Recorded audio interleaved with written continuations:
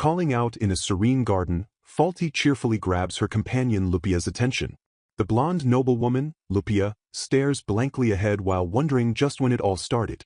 They joyfully proclaim that they are indeed the best of friends. Struggling with a hazy sense of self, Lupia admits she feels unlike herself, to which Faulty readily agrees. Faulty flatters Lupia endlessly, praising her for remaining diligent, kind to everyone, and never arrogant despite her noble status. A heavy fog clouds Lupia's mind, leaving her thoughts hazy and her consciousness drifting away. Crown Prince Liam suddenly arrives on the scene, warmly greeting both Faulty and Lupia. Liam chuckles and points out that the two girls are practically inseparable. A sinister half-smile surfaces in the shadows as a voice echoes that they are best friends after all. A strange, overwhelming sensation grips Lupia tight. A horrifying realization dawns on Lupia as she feels like someone else is actively controlling her very actions. Invisible barriers around her mind violently shatter into countless crystal-like shards. A foot steps firmly out of the darkness. Lupia looks up in stunned disbelief as the fragmented reality falls away around her. She breathes heavily in rapid, panicked gasps as she regains her true senses. Deeply confused, Lupia looks around the grand hall and questions what she is doing and where she is. Deafening applause erupts as flower petals flutter through the air. A bride and groom stand together at the altar of a breathtaking, sunlit cathedral. The fog completely lifts from her eyes as Lupia finally remembers the truth. Watching the smiling bride, Lupia realizes Faulty is marrying the exact person she herself was supposed to marry. She recalls Faulty Ardea, daughter of the esteemed Ardea Count family, who attended their royal academy. She remembers how Faulty was a scholarship student with excellent grades, standing alongside Crown Prince Liam. The common people now view the romance between Faulty and the widely admired first prince as a perfect fairy tale. Through supposed fate, Faulty won the prince's favor, stealing him from a ducal daughter to choose true love over a political marriage. Trembling, Lupia tries to convince herself that she came to celebrate simply because Faulty is her friend. The devastating weight of the truth forces her to collapse onto her knees. Clutching her head in utter despair, Lupia agonizes over why this happened when she was supposed to be the fiancée. In a warped memory, Faulty nervously introduces herself to the prince. Faulty eagerly tells Liam that she has heard much about him and is good friends with Lupia. With a blindingly innocent smile, Faulty thanks Liam for lending her a book. Acting shy and demure, Faulty extends a sealed invitation to the prince for their next tea party. She sweetens her approach by offering cookies she baked specifically for him. Sitting side by side, Faulty nervously confesses to Lupia that she has developed feelings for Liam. With a pleading gaze, Faulty asks Lupia to give him up for her. Faulty's expression immediately warps into a terrifying, manipulative sneer as she reminds Lupia that they are friends after all. With completely dead, hollow eyes, Lupia mechanically agrees to the demand. Snapping back to the harsh reality, Lupia angrily questions the very concept of their friendship. In another flashback, the prince turns to Lupia in the garden and confesses his recent romantic interest. With his face shadowed, Liam reveals that the one he truly wants is actually Faulty. A grotesque, triumphant smirk twists Faulty's face as she mockingly asks Lupia what she thinks about that. The lavish celebration of the royal wedding kicks off with immense fanfare. Noble guests gather eagerly to witness the highly anticipated marriage. The bride is widely adored by commoners and lower nobles alike for her cheerful personality and a cute voice that rings like a small bell. With beautiful aquamarine eyes and light blue wavy hair, she stands at a perfect height to captivate the audience. Meanwhile, Lupia bitterly pauses to compare her own cold reality against the glowing bride. The crowd loudly gossips that Faulty's brightness will illuminate the country while openly mocking Lupia for being plain and businesslike. Harsh murmurs from the nobility continue to isolate the former fiancé in the crowded hall. Lupia fiercely reminds herself that as the legitimate daughter of the Carmen Dukes, she endured strict training and never neglected her studies. Memories of her dedicated preparation to become the crown princess flash painfully through her mind. Before she even realized what was happening, Faulty had completely stolen her rightful place at the prince's side. A sudden, jarring shock jolts violently through Lupia's trembling body. She clenches her hands tightly as a sickening creak echoes from her white-knuckled grip. Overwhelmed by pure nausea, she groans in absolute disgust at the horrifying situation. Rushing to her side in a panic, her loyal companion Alfred urgently asks if she is all right. He gently points out that the chaotic preparations for today's massive event must have completely exhausted her. As the dedicated Carmen family knight, Alfred tries to offer a comforting reason for his lady's extreme fatigue. Pushing through her weakness, Lupia insists she is fine while Alfred attempts to guide her to the waiting room for rest. Suddenly, arrogant guests approach and mockingly call out her gloomy face at such a joyous celebration. They sadistically remind her that the crown prince of their kingdom is getting married today. The bullies ruthlessly demand to know if she has any congratulatory words for the happy new couple. A sharp, piercing tension suddenly slices through the heavy air of the hall. Lupia lets out a quiet gasp as the sheer audacity of their unprovoked mockery strikes her. Forcing down her immense pride, she firmly states that she is only here to offer her congratulations. Trying to maintain her wavering composure, she desperately insists to the men that everything is all right. The mocking nobles relentlessly press her by sneering that since they are all friends she should just say her congratulations. A disgusting feeling writhes in her stomach as she desperately wishes to escape the suffocating venue immediately. Cornered by their relentless taunts, she stutters out a painful and highly forced congratulation.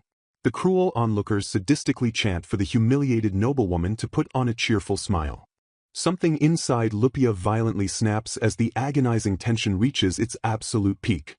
A terrifying, deathly silence falls over her as she shoots the bullies a murderous glare. The overpowering aura of a true high noble suddenly erupts from her furious, unyielding stance. The previously arrogant men flinch violently and step back in absolute terror at her shifting demeanor. With a voice dripping in icy venom, Lupia fiercely demands to know who they think they are ordering around. She coldly reminds them that even with a broken engagement, she remains the proud and powerful daughter of the Carmen Dukes. Her intimidating presence completely dominates the now cowering men. Lupia ruthlessly puts them in their place by questioning how mere sons of a baronial family dare command her. She scorches them for their highly disgraceful behavior in leaving a sick person standing during a formal event. Panicking because the rumors falsely claimed she wouldn't talk back, the men realize her house will definitely send a formal protest over their actions. Adding to their absolute dread, she chillingly states that she has perfectly memorized their faces and names for future retribution. Leaving the terrified bullies behind to tremble in fear, Lupia decisively commands Alfred to follow her away from the pathetic scene. Striding away from the humiliating encounter, Lupia fiercely pushes her way through the lavish grand halls. Her steady footsteps echo ominously as she suddenly grips her chest in searing, unbearable pain. Staggering weakly against the cold stone wall, a violent cough racks her entire trembling frame. Rushing to her side in absolute panic, Alfred frantically cries out to his collapsing lady. Coughing violently into her delicate hands, Lupia desperately questions what is happening to her own body. Fighting through the agonizing nausea, she weakly reminds herself that she is only here to celebrate their new beginning. A sudden, sharp realization pierces her hazy mind as she furiously questions why she is celebrating faulty. Utterly bewildered by the bizarre sensation, she gasps as the strange feeling violently twists her stomach. Staring blankly at the floor, she questions the very foundation of her supposed friendship with the new bride. Toxic memories of Faulty's manipulative words flood her shattered mind, endlessly repeating that they are best friends. Clenching her teeth in furious denial, Lupia fiercely rejects the fabricated reality forced upon her. With a burning glare of absolute clarity, she firmly declares that Faulty is not her friend. Clutching her pounding head, she violently struggles against the paralyzing confusion clouding her fractured thoughts. Another massive wave of intense pain strikes her mind, forcing a bitter groan from her trembling lips. She forcefully leans her entire weight against the wall as the sickening brainwashing furiously fights back. The artificial command to celebrate Faulty violently echoes in her broken mind like a cursed, unbreakable mantra. Violently tearing through the contradictory thoughts, she desperately fights to separate the false memories from the truth. A powerful, invisible chain binding her consciousness suddenly shatters into a million glowing pieces. Gasping heavily for air, Lupia finally forces the suffocating mental fog away and regains her true composure. Supporting her trembling weight, Alfred anxiously guides his exhausted lady further down the quiet, empty corridor. Suddenly halting her weak steps, a sharp glint of absolute determination flashes across her beautiful eyes. Glancing around the desolate hallway, she calmly reassures Alfred that the secluded area is perfectly fine. She strictly commands him to guard the entrance so she can finally rest without any pathetic interruptions. Bowing deeply in immediate compliance, Alfred confirms the presence of a simple bed in the waiting room. Lupia decisively agrees to his plan to notify the dukes and arrange a swift carriage ride home. Stepping inside the dimly lit sanctuary, she completely shuts out the sickening noise of the royal wedding. Completely drained by the brutal mental warfare, she heavily collapses onto the soft, waiting mattress.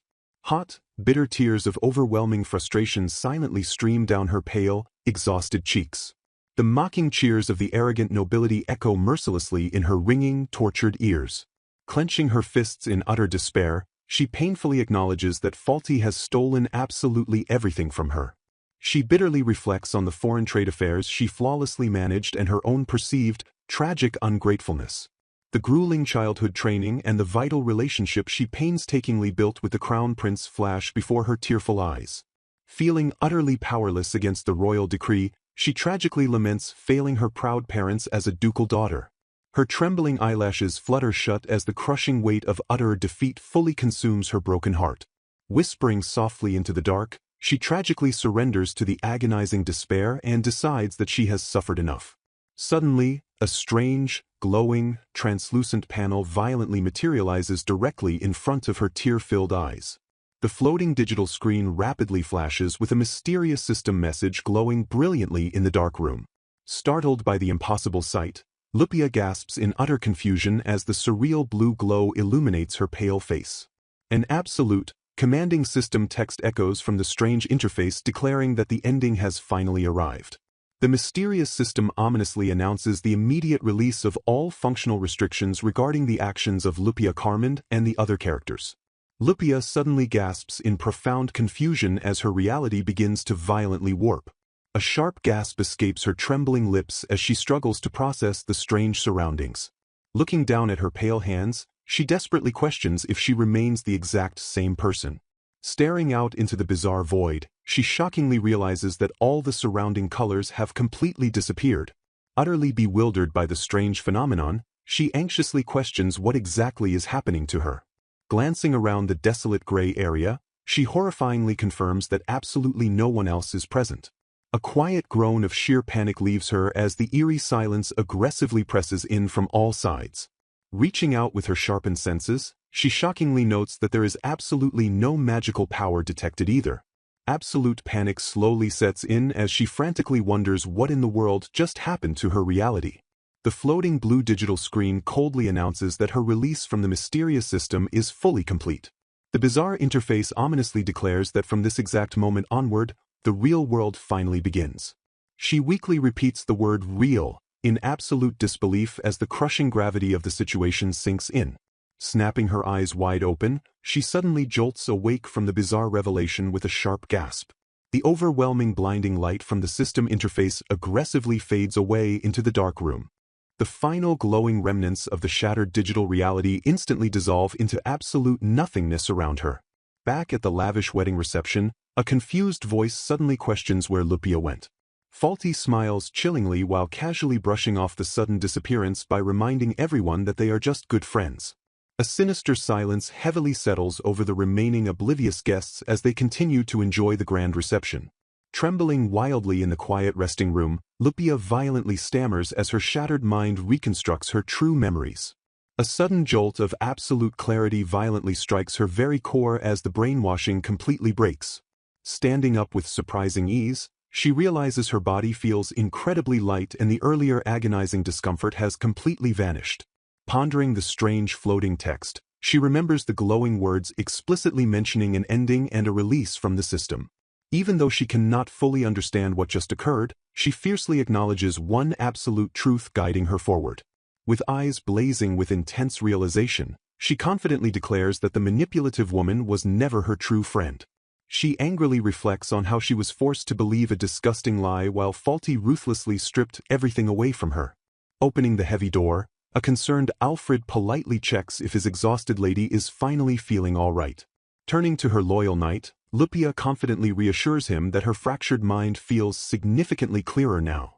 A sharp glint of absolute determination flashes in her beautiful eyes as she firmly states that she remembers exactly what she needs to do. With unyielding grace, she decisively orders Alfred to take them straight home to the Carmond estate. Stepping powerfully out of the quiet room, her shadow stretches commandingly across the cold stone floor. Meanwhile, a mysterious figure sighs heavily into the dark, bitterly lamenting yet another frustrating failure. Griping about their wasted efforts, the unseen entity aggressively resolves to quickly set up the next scenario to finish the broken story. The dark void slowly hums with a menacing, otherworldly energy as a new sinister plot begins to violently take shape. A roaring carriage violently speeds across the rugged countryside path under a dark, cloudy sky. The thundering hooves heavily strike the dirt as the carriage wildly careens towards its urgent destination. Thick dust violently kicks up from the rough dirt road as the frantic transport pushes dangerously past its mechanical limits. Inside the rocking cabin, a desperate passenger violently grips the edges of their soft seat in sheer panic. An anxious noblewoman frantically screams at her apologetic driver to go faster despite the incredibly dangerous speed. Trying to maintain strict composure, a calmer voice firmly orders Muriel to settle down since they are arriving very soon. Completely hysterical, Muriel violently snaps back, screeching about how impossible it is to calm down when thinking about that specific girl. A distressed Muriel bitterly laments receiving yet another piece of terrible news regarding the sudden incident. Tears violently stream down the frantic girl's face as her overwhelming anxiety completely takes over her logic. She screams in absolute hysteria, aggressively demanding to know how she is supposed to stay calm in this nightmare. Pure desperation completely consumes her as she frantically resolves to go see her precious friend immediately. The massive carriage violently rattles along the rough dirt path as it recklessly races toward its urgent destination. Meanwhile, Rubia sits in absolute silence, deeply pondering the bizarre, reality-breaking events that just unfolded. She mutters in sheer disbelief, echoing the strange phrase about being suddenly released from an invisible system. The glowing digital memory vividly flashes in her mind, definitively declaring that she has reached the ending. She vividly remembers the otherworldly system lifting all functional limitations and releasing its unnatural control over Rubia Carmond and the other characters. The overwhelming weight of this impossible revelation heavily presses down on her fractured, exhausted mind. The final system message ominously resonates within her thoughts, dramatically signaling the beginning of the true real world. Rubia fiercely tries to logically process the utterly foreign concepts of systems, predetermined characters, and this sudden release. She grips her pounding head in profound confusion, furiously questioning what this mysterious system actually is. Realizing the strange voice was entirely inhuman, she gratefully acknowledges that it miraculously returned her true, unclouded self. Despite regaining her pristine clarity, she bitterly admits she still cannot comprehend what this horrifying situation actually means. A sudden, sharp realization aggressively cuts through her lingering doubts to expose a repulsive truth. Toxic memories of Faulty cheerfully calling out to Lord Liam violently force their way to the surface of her mind. She remembers the sickeningly sweet praises describing Faulty as incredibly cute and utterly flawless. The suffocating delusion aggressively insisted that she was supposed to be Faulty's closest and most loyal friend. She recalls the horrifying brainwashing that artificially forced her to care deeply for the manipulative girl. Faulty's sickeningly sweet voice endlessly echoes in her mind, demanding that she joyfully celebrate the stolen romance. The manipulative mental pressure painfully intensified as Faulty smugly forced her to offer absolute support for the wedding. Clenching her trembling hands, Rubia violently shakes off the repulsive, artificially manufactured memories. A cold, hard glint of fierce determination ignites in her beautiful eyes as she firmly reclaims her true identity. She glares intensely into the empty carriage space as her sharp mind furiously dissects the horrifying manipulation she endured. A profound wave of relief washes over her as the sickening delusion that Faulty was important completely vanishes into thin air. Placing a hand firmly over her beating heart, she confidently declares that her current clarity is entirely her own. With absolute, undeniable conviction, she ruthlessly shatters the grand lie by stating they were never actually friends in the first place. Her true memories reveal they merely shared a table to study whenever the grand library was completely full. Looking back with pure, unclouded logic, she confirms they only occasionally crossed paths while reading in absolute silence. She coldly admits she only knew Faulty as a special scholarship student and a lower count's daughter. Rubia proudly reflects on her vast social network, sharply noting that she already possesses many genuine friends. She shrewdly acknowledges that true confidants she could openly trust can only be counted on a single hand. Dismissing the absolute absurdity, she firmly states that as a busy duke's daughter, Faulty was definitely not one of those trusted few. She pragmatically explains that her social connections were carefully calculated for future prospects and strategic family relations. A heavy, scorching bitterness poisons her thoughts as she remembers pouring all her immense effort into becoming the future crown princess. Furious anger violently flares up as she recalls how Faulty suddenly usurped her rightful position to become the prince's lover. In one devastating, inexplicable instant, her lifelong, heavily prepared engagement to the crown prince was completely annulled. A cruel royal decree publicly announced that the official crown princess candidate had been abruptly changed from Rubia to Faulty. To add supreme insult to injury, the cruel system mandated that Rubia painfully surrender her lifelong knowledge to support Faulty before having her own memories entirely erased. Bursting with sickening enthusiasm, a voice violently calls out Rubia's name. Faulty excitedly screams that Lord Liam has finally proposed to her. Blushing intensely, the manipulative girl squeals about how genuinely happy she feels. A smug realization suddenly flashes across Faulty's face as she dramatically points her finger. She mockingly reminds Rubia that she has already endured decades of grueling crown princess education. With a cruel smile, Faulty demands that her supposed friend fully support her ascension to the throne. Staring ahead with utterly dead eyes, a brainwashed Rubia mechanically agrees to the outrageous demand. Snapping back to reality, a furious Rubia questions how she ever befriended the woman who ruthlessly stole her entire life. She fiercely shakes off the lingering disgust of Faulty's completely ridiculous suggestions. Dark memories of her strict childhood education flash through her mind, highlighting the immense pressure she bore for the kingdom's future. A harsh instructor looms menacingly over a young, trembling Rubia during a brutal etiquette lesson. The cruel teacher violently berates the apologizing girl for spilling a few meager crumbs on the floor. Another furious instructor viciously scolds her for a minor misstep during a high-stakes ballroom dancing session. She is harshly reminded of her heavy duties as the future king's fiancée while desperately stuttering out an apology. Sitting alone in her quiet room, Rubia solemnly realizes that all those agonizing days were entirely for nothing. A fierce, burning resolve ignites in her eyes as she absolutely refuses to let her hard-earned skills benefit that manipulative thief. Frustrated beyond belief, she desperately wishes someone could immediately erase her stolen memories using deadly poison or forbidden magic. A sudden, frantic knocking violently shatters the dark silence of her resting room. Startled by the urgent noise, Rubia cautiously turns her gaze toward the heavy wooden door. Realizing the erratic knocking isn't Alfred, she warily wonders who could possibly be waiting outside. A wildly weeping figure violently bursts into the room, screaming Rubia's name at the top of her lungs. The hysterical woman recklessly tackles the exhausted noblewoman into a suffocating, tear-soaked embrace. Utterly stunned, Rubia gasps in sheer disbelief as she realizes her powerful parents have suddenly arrived. Glancing past her sobbing mother, a highly confused Rubia asks her nervous knight if he actually summoned them. Bowing deeply, Alfred awkwardly explains he had to urgently inform the Duke and Duchess due to her failing health after the reception. Gripping her daughter tightly, Lady Muriel Carmond violently bursts into another round of dramatic, agonizing tears.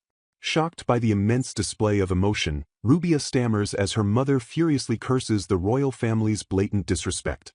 Muriel cries out in absolute agony, mourning how her precious daughter was cruelly robbed of her rightful place at the altar. As Muriel violently curses the kingdom's foolishness, a thoroughly overwhelmed Rubia desperately tries to calm her frantic mother down. The frantic Duchess suddenly freezes in place, finally realizing she is aggressively smothering her exhausted child. Quickly pulling back, Muriel awkwardly composes her elegant posture and apologizes for her highly uncharacteristic outburst. Rubia stares in absolute awe, deeply shocked to see her normally stoic mother acting so fiercely protective regarding family matters. Smiling softly, Rubia calmly assures her frantic parents from the bottom of her heart that she genuinely does not care about the annulment. Both her mother and father blink in absolute, utter bewilderment at her surprisingly peaceful declaration. Lord Aristerios, the formidable head of the Carmen family, stares intensely at his newly awakened daughter. The imposing Duke quietly admits his profound surprise at Rubia's incredibly calm and collected demeanor. Aristerios narrows his sharp eyes, carefully studying the vibrant spark of life that has finally returned to her beautiful face. A massive wave of immense relief washes over the proud father as he finally recognizes the true spirit of his beloved child. He darkly recalls the terrifying moment a year ago when his brilliant daughter suddenly transformed into a mindless, obedient doll. Gently smiling, the Duke warmly asks how she is feeling and immediately promises a relaxing family getaway by the lakeside outside town. Demanding an immediate explanation for the unfolding situation, a stern voice cuts through the tension to press for crucial details. Pushing further with undeniable parental authority, the father urgently demands to know exactly what chaotic events transpired at the academy. Attempting to brush off the heavy scrutiny, Rubia quickly downplays the situation with a dismissive assurance that everything is perfectly fine. A suffocating silence descends upon the room as the unspoken tension between father and daughter heavily lingers in the cold air. Shattering the quiet standoff, her father's booming voice sharply calls out her name to demand her absolute attention. Yielding to his overwhelming and commanding presence, she softly responds and acknowledges his unyielding authority. The heavy atmosphere thickens into an oppressive weight as the two lock eyes in a fiercely quiet and unblinking visual standoff. Suddenly shifting his intense demeanor to one of genuine paternal concern, her father presses to uncover the true state of her fragile well-being. Gracefully deflecting his pointed medical inquiry, she offers a polite expression of gratitude for his deep concern regarding her recently shattered engagement. A sharp and sudden gasp of distress escapes her lips as an unexpected wave of physical exhaustion brutally crashes into her weakened body. Reluctantly admitting defeat to her own failing strength, she confesses that her bodily condition remains unfortunately and uncomfortably fragile. Carefully observing her deeply pale complexion, her father grimly acknowledges the undeniable physical toll the ordeal has exacted on her. Taking immediate and decisive charge of the deteriorating situation, the father barks out an authoritative command for Muriel and Alfred to prepare for an urgent departure. Reacting with lightning speed, Muriel acknowledges the strict order and immediately directs Alfred to secure and escort the severely weakened Rubia. Grumbling quietly under his breath at the suddenness of the command, someone notes the chaotic and storm-like nature of their abrupt exit. Bowing to the swift command with unwavering loyalty, Alfred is immediately summoned to provide crucial physical support to the ailing noblewoman. Moving with practiced precision, Alfred steps into position to offer his steady hands and support the weary and trembling girl. Caught completely off guard by a sudden and jarring sensation, a wave of profound confusion strikes her as all forward movement violently halts. A dark sense of absolute helplessness washes over her as her physical coordination completely fails in the face of an invisible barrier. Grappling with a terrifying new reality, she shockingly realizes that her unresponsive limbs absolutely refuse to obey her desperate mental commands.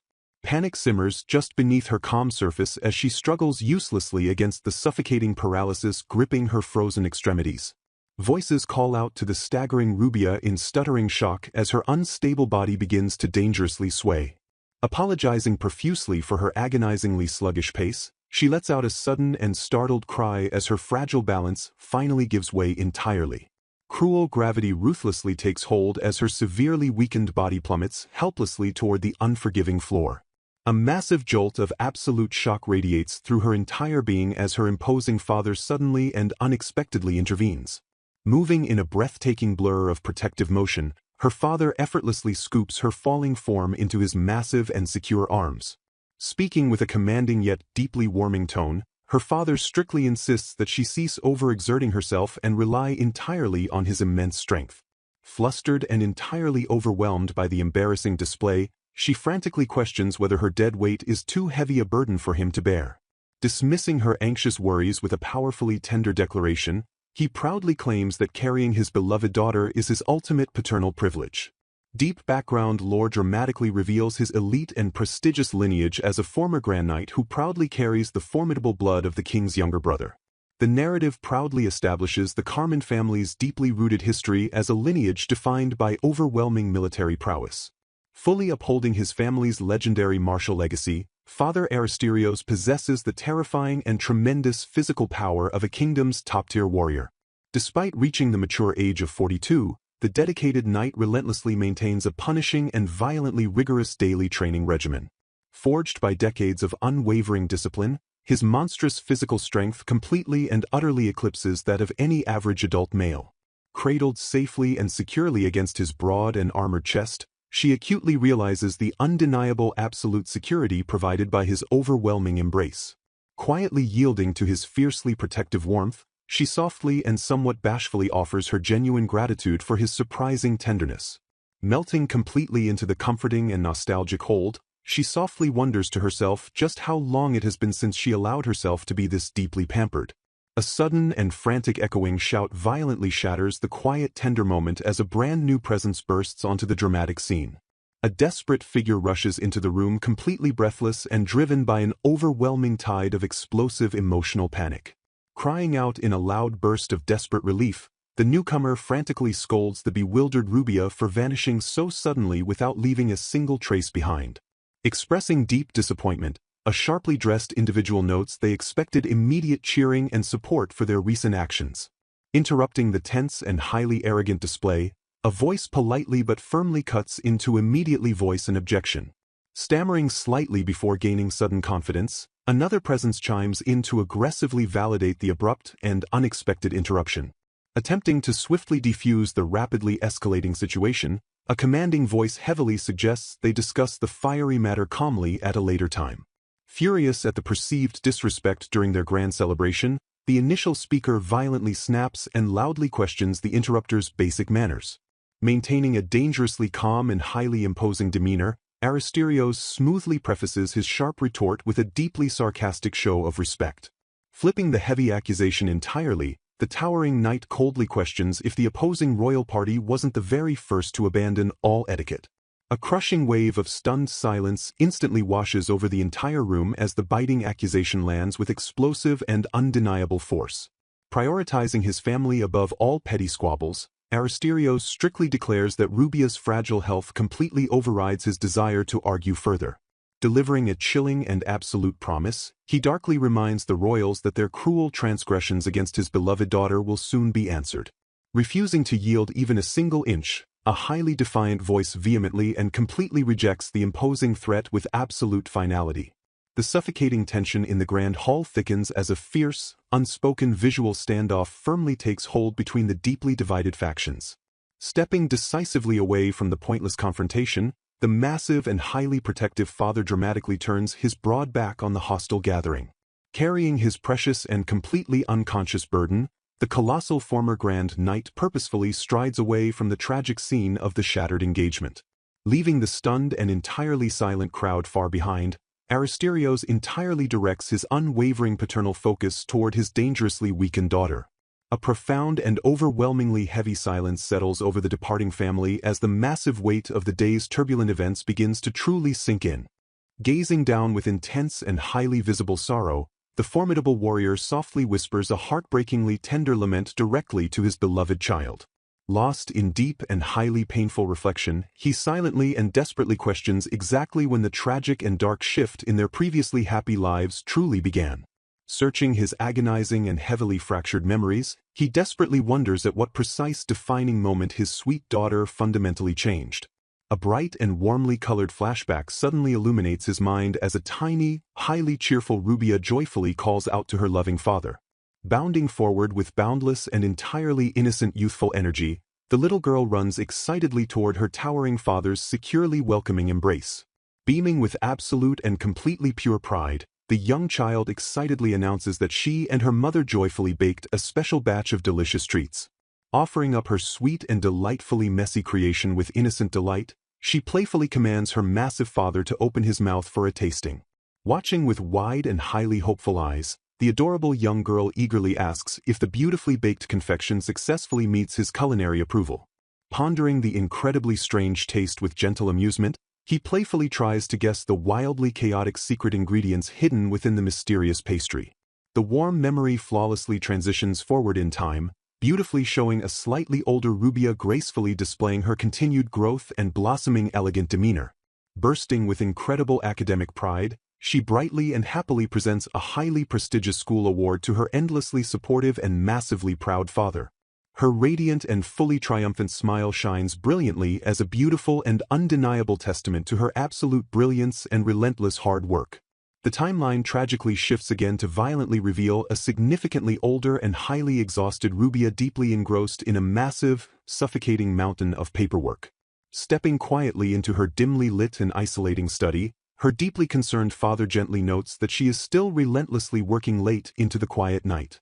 Looking up with entirely exhausted but fiercely determined eyes, Rubia firmly insists she must study intensely to perfectly honor her heavy role as the Crown Prince's fiancée.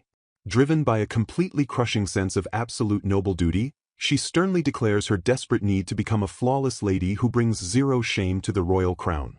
Worried deeply for her rapidly fading physical well-being, Aristerios gently begs her to immediately stop pushing herself so incredibly hard with the grueling ducal education. Cutting rapidly through his deep parental concern, Rubia swiftly responds with a sharp and highly emotionally detached tone that entirely halts his protests. Locking eyes with a completely cold and completely impenetrable resolve, she firmly and stubbornly finalizes her absolute commitment to her highly punishing and lonely path. The completely crushing weight of her violently isolated dedication hangs heavily in the air as the grim memory slowly and tragically fades to complete black. Jumping violently forward several turbulent months in time, a highly frantic servant suddenly shatters the present tranquility by desperately and loudly calling for the master. Furious at the sudden and massive breach of formal household etiquette, another servant angrily and aggressively scolds the intruder for barging into Aristerios's private chambers. Gasping heavily for breath in absolute and overwhelming terror, the terrified servant instantly cuts through the harsh reprimand by urgently mentioning the young lady. Delivering a highly alarming and completely sudden report, the trembling servant loudly reveals that Rubia is currently exhibiting deeply disturbing and completely strange erratic behavior. A commanding voice urgently cries out Lupia's name to suddenly shatter the quiet tension. Startled by the unexpected outburst, the young girl quietly asks her father what is wrong. Frowning in deep confusion, Aristerios questions if she is currently taking a break from her intense royal education. Offering a completely hollow reassurance, Lupia firmly insists that absolutely everything is perfectly fine. Utterly bewildered by her terrifyingly blank demeanor, her father stammers out her name in rising panic. A chilling and deeply unnatural emptiness completely clouds the young girl's unresponsive and deadened eyes. The heavy silence stretches unbearably as father and daughter remain completely frozen in a deeply unsettling standoff. Without displaying a single trace of emotion, Lupia abruptly turns to retreat into the isolated safety of her room. Staring in absolute heartbroken disbelief, the massive warrior desperately wonders what horrific tragedy has befallen his child. Gripped by overwhelming parental terror, he silently screams into the void to understand the complete destruction of her spirit. Agonizing over her crushing workload, he suspects that forcing both crown princess and ducal heir education onto her was devastating. Desperately attempting to bridge the horrifying gap, the loving father tries endlessly to reach his entirely unresponsive daughter. Despite his most frantic and loving efforts, the tragically shattered girl remains completely locked inside her own broken mind. The agonizing timeline violently jerks forward several turbulent months into a deeply tense royal assembly. Standing before the gathered nobles, the imposing king authoritatively demands absolute silence to deliver several monumental decrees.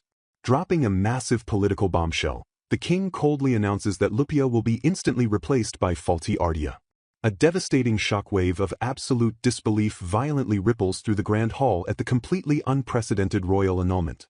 Adding severe insult to catastrophic injury, the monarch mandates that Lupia must aggressively utilize her extensive education to support faulty.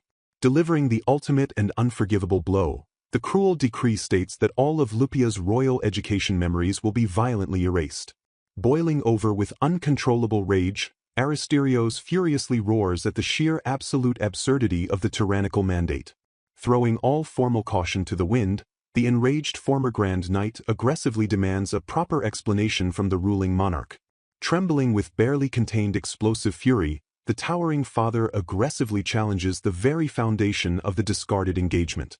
Cutting sharply through the royal facade, Aristerios furiously asks if the king has conveniently forgotten the essential reasons behind the union. The massive tension in the royal hall spikes dangerously as the incredibly explosive question hangs heavy in the suffocating air. Refusing to entertain a single word of defiance, the king dismissively silences the enraged knight with a terrifyingly absolute finality. Gritting his teeth in pure seething fury, The massive patriarch realizes the absolute futility of arguing with the stubborn royal decree. Retreating to his private estate, Aristerios agonizes in absolute despair over the relentless destruction of his daughter's precious dignity. Seeking critical tactical information, the fiercely protective father demands a full background check on the mysterious girl known as Faulty. A loyal subordinate quickly reports that Faulty is an exceptionally high-achieving noble involved in a deeply romantic relationship with Prince Liam. Disgust and burning anger wash over Aristerios as he sickeningly realizes the absolute selfish truth behind the broken engagement. Fuming at the sheer royal audacity, he bitterly curses the crown for discarding a politically crucial union for a whimsical romance. Reaching a monumental and explosive decision, the fierce patriarch vows to entirely abandon his royal loyalty for absolute familial devotion. Radiating a terrifying aura of pure bloodlust, Aristerios silently promises devastating and unstoppable ruin upon everyone who dared hurt Lupia. Several tense days later, an explosive and deeply furious shout violently shakes the very foundations of the Carmine estate. A fiercely glaring young man practically spits out the royal title with absolute and uncontrollable venom. Boiling with lethal aggression, the newcomer aggressively questions if the foolish crown truly intends to casually disrespect their legendary lineage. The narrative dramatically introduces Rupert Carmine, Lupia's fiercely protective twin brother and an absolutely terrifying fanatic regarding his sister. A flashback violently reveals Rupert's intense vow to become the ultimate kingdom knight solely to serve as Lupia's invincible royal shield. Having spent years studying abroad, the prodigy returns as a terrifyingly lethal force who flawlessly mastered both devastating magic and martial arts. Staring with absolute and chilling resolve, Rupert calmly and decisively proposes that their powerful family completely abandon the corrupted kingdom. Attempting to swiftly defuse the highly volatile situation, the towering father gently advises the furious young man to immediately calm down for now. Exploding with uncontrollable outrage, Rupert violently questions how anyone can remain calm while the arrogant king and crown prince treat his beloved sister with such disgusting contempt. Stepping into the heated fray with elegant composure, his mother softly notes that witnessing Rupert's explosive anger has actually brought her a strange sense of profound calm. Completely blindsided by her surprisingly tranquil reaction, the frantic young man loudly gasps in absolute disbelief at his own mother's chillingly calm demeanor. Moving with silent and practiced grace, the chief butler acknowledges Rupert's deep affection for Lupia while flawlessly preparing to intervene in the tense family dynamic. Offering a steaming cup of soothing herbal tea, the chief butler politely but firmly instructs the highly agitated young master to immediately calm his racing nerves. Startled by the sudden and silent arrival of the highly loyal head servant, Rupert practically jumps out of his skin as he sharply shouts Jif's name. Gripping his head in a desperate display of pure agonizing frustration, the fiercely protective brother aggressively wrestles with his violently spinning and highly protective thoughts. A bright and highly nostalgic memory flawlessly reveals a tiny and entirely focused Lupia diligently pouring her absolute all into her rigorous childhood studies.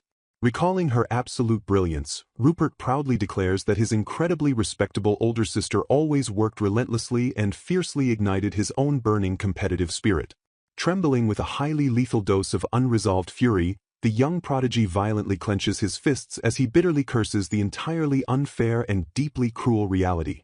Radiating an overwhelmingly dark and dangerous aura, Aristerios ruthlessly states that he will never forgive the royal family despite feeling a fleeting shred of pity for the Ardea girl. Desperately seeking a rapid counterattack, Rupert urgently asks if they can somehow restore his sister's shattered consciousness before the royal conspiracy permanently seals her tragic fate. Shifting his heavy gaze toward the silently watching Lupia, the heartbroken brother softly and highly tenderly announces his long-awaited return to their once joyful home. A sudden and sickening wave of absolute dread violently crashes into Rupert as he truly registers his sister's chillingly hollow and completely despondent stare. Whipping his head around in absolute frantic panic, the terrified brother desperately searches his parents' deeply grim faces for any logical or highly comforting explanation. Delivering a completely crushing blow to his son's fragile hope, Aristerios darkly reveals that Lupia's terrifyingly blank condition began the moment she entered the academy's highest grade. The incredibly agonizing truth hangs violently in the suffocating air as the towering patriarch firmly confirms she has been utterly broken this entire miserable time. Completely shattered by the horrific and deeply unexpected revelation, Rupert lets out a breathless and entirely hollow gasp of pure devastating shock. The deeply grieving parents tragically explain that whenever pressed to seek medical aid, the emotionally obliterated girl only ever provides a chillingly robotic and highly hollow reassurance. Boiling over with a frantic and fiercely protective urgency, Rupert aggressively insists they must immediately force her to undergo a proper medical evaluation to cure this absolute nightmare. Cutting rapidly through his desperate medical logic, they gently clarify that her physical body and outer complexion incredibly remain in a state of absolute perfect health. A deeply haunting close-up violently emphasizes the terrifyingly dead and completely lifeless void permanently hiding behind Lupia's once highly vibrant and entirely bright eyes. Exploding with a highly accurate realization, Rupert fiercely concludes that it is her dangerously fragile and utterly exhausted mental state that has violently snapped. Radiating an incredibly lethal and highly focused intensity, the incredibly talented magical prodigy glares into the void as a brilliant and deeply dangerous plan forms in his mind. Standing tall with absolute and entirely unbreakable resolve, the fiercely devoted brother silently prepares to wage an unholy war against the entire corrupt kingdom. Executing his brilliant master plan, Rupert decisively vows to forcefully accelerate his graduation exams so he can permanently secure his beloved sister within the impenetrable safety of their home. Analyzing the highly treacherous political battlefield, he darkly predicts that the conniving royal family will ruthlessly trap his sister inside their gilded cage if left entirely unchecked. Spitting the words with absolute venomous disgust, Rupert correctly identifies their cruel intention to permanently enslave his brilliant sister as a lowly and extremely convenient royal caretaker. Radiating an incredibly powerful and chillingly maternal confidence, his elegant mother gracefully assures him that the Carmine adults will violently crush that specific royal conspiracy themselves. A flawlessly calm yet incredibly terrifying smile effortlessly graces the noblewoman's face as she firmly prepares to completely annihilate her family's entirely foolish enemies. Standing like an immovable and massively heavily armored mountain, the towering father intensely gazes downward as he quietly prepares to unleash absolute hell. Reaffirming his absolute paternal priority, the incredibly imposing former Grand Knight strictly declares that securing total peace and absolute rest for his daughter completely overrides everything else. Echoing his fiercely protective sentiment with absolute and unwavering marital solidarity, his highly elegant wife softly and completely agrees with his ultimate and highly dangerous decision. Delivering a totally crushing and completely treasonous political decree, Aristerios deeply growls that the Carmine house permanently severs all remaining ties since the arrogant crown no longer requires their overwhelming power. Maintaining her flawlessly poised and heavily dangerous composure, the powerful matriarch calmly offers a chillingly soft verbal absolute endorsement of their massive impending rebellion. Radiating an incredibly terrifying and massively suffocating aura of pure destructive intent, the colossal patriarch aggressively turns his broad back on the highly foolish royal laws. Swearing an absolutely unbreakable and entirely lethal blood oath, the enraged warrior violently promises to utterly destroy the royal mandate regardless of their pathetic and highly arrogant decrees. Veiling her massive destructive capabilities behind a deeply elegant smile, the fiercely devoted mother politely volunteers her incredibly lethal assistance for the absolute sake of her precious child. Wrapping up the highly explosive family war council, she warmly notes that their incredibly powerful twin prodigy will soon violently join their absolute retaliation upon his extremely rapid graduation. Discussing recent rumors, the blonde girl wonders aloud if he had mentioned graduating early. A tense silence stretches between the trio as the young man stares down at the seated women. A sudden, sharp clash of a blade violently shatters the calm atmosphere. The rigorous graduation requirement at Rupert's Academy abroad demands defeating the instructor in charge. While combat prowess is essential, achieving a certain score on the written exam is also strictly necessary. Once these harsh conditions are met, the Academy judges that the student has fully absorbed their teachings as personal nourishment. Lowering her gaze in concern, she realizes he pushed to move up his graduation entirely for Lupia's sake. Smiling fondly at the thought, they agree that such a selfless act is exactly like Rupert. Glancing outside the carriage, a girl brightly announces that they are almost at their destination. Rupert nods firmly in agreement with a serious expression etched across his face. A grand, towering palace looms before them as their horse-drawn carriage approaches the sturdy stone gates. Staring up at the imposing architecture, someone stammers in absolute shock, demanding to know the meaning of this sudden situation.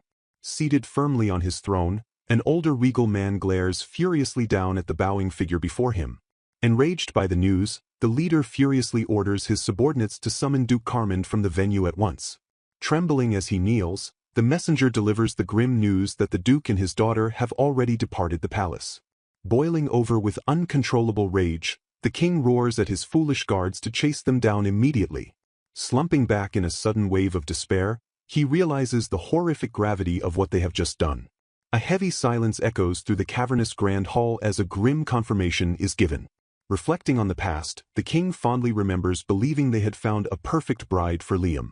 The memory of a beautifully grand betrothal ceremony hangs bitterly in the air. Remembering her immaculate reputation, they recall the girl's top grades and utterly flawless, virtuous conduct. The pristine illusion abruptly shatters at the shocking mention of a mere count's daughter interrupting the picture.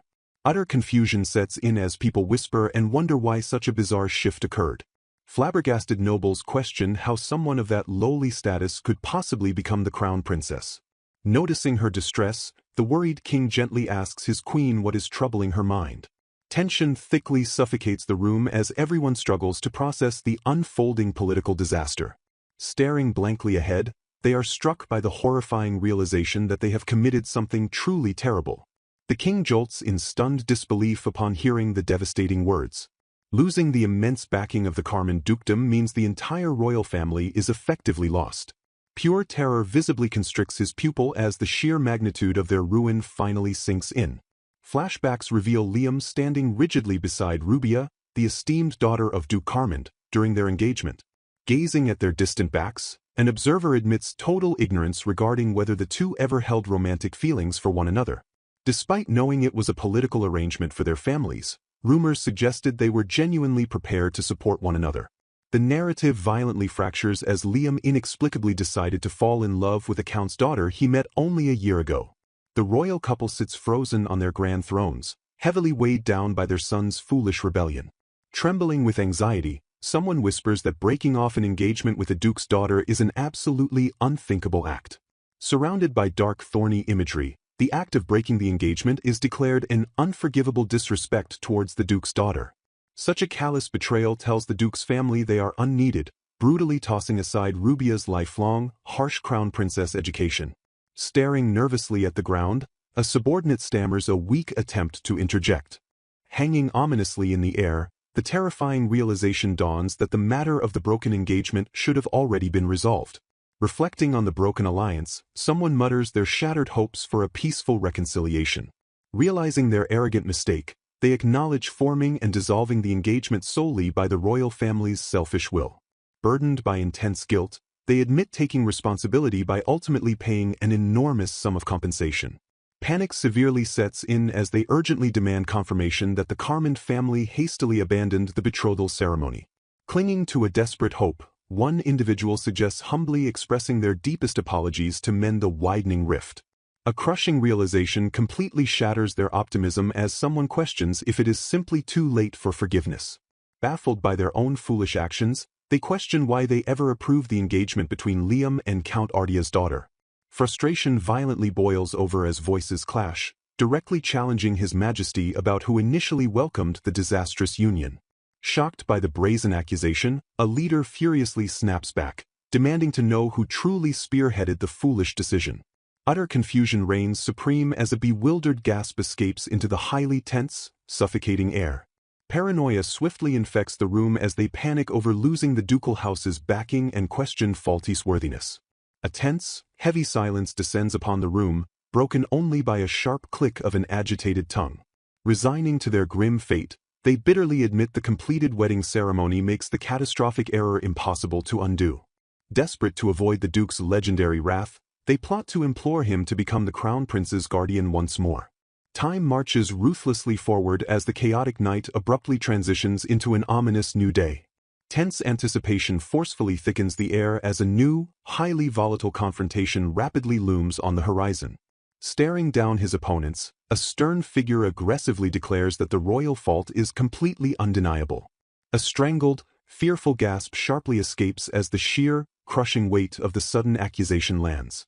Outraged by the audacity, he condemns their demand that she waste her decade of grueling cultivation to tutor the new crown princess. The piercing glare of the highly protective father silently threatens anyone who dares to speak against him. Fury forcefully radiates from his core as he fiercely rebukes them for irreparably damaging Rubia's honor by breaking the royal engagement. Disgust completely drips from his words as he exposes their cruel plan to erase her memories to protect royal education secrets. A heavy, suffocating aura of undeniable authority forcefully crushes the crowded room into stunned, terrified silence. Refusing to back down, the Duke violently denounces the royal family for treating his precious daughter like a mere convenient tool. His biting rhetorical question sharply slices through the thick tension like an incredibly razor-sharp blade. Revealing the traumatic toll, he angrily recounts how his daughter collapsed vomiting in the waiting room during yesterday's disastrous ceremony. A painful, choked groan loudly echoes as the sickening reality of her intense physical suffering completely sinks in. Stuttering in absolute shock, a royal noble stumbles over their words while frantically processing the horrific revelation. Exposing their utter cruelty, he demands the truth about the arrogant baron's sons forcibly extorting congratulations from his traumatized daughter. He viciously twists the knife, pointing out that these tormentors are none other than His Highness's closest friends from his academy days. A sharp gasp of sheer terror suddenly erupts from the accused royals as their incredibly shameful secret is laid completely bare. The undeniable truth completely paralyzes the once proud figures, leaving them utterly defenseless against the Duke's wrath. Slamming down his absolute decree, the Duke furiously refuses to send Rubia back until her shattered health fully recovers. Mocking the supposedly outstanding new crown princess, he aggressively challenges them to find another tutor without ever relying on Rubia's help.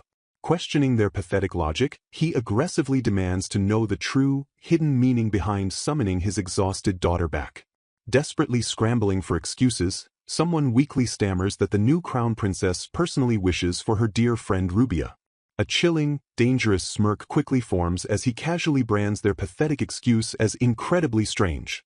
Destroying their lie instantly, he fiercely questions if that girl has ever visited their home or been introduced as Rubia's actual friend.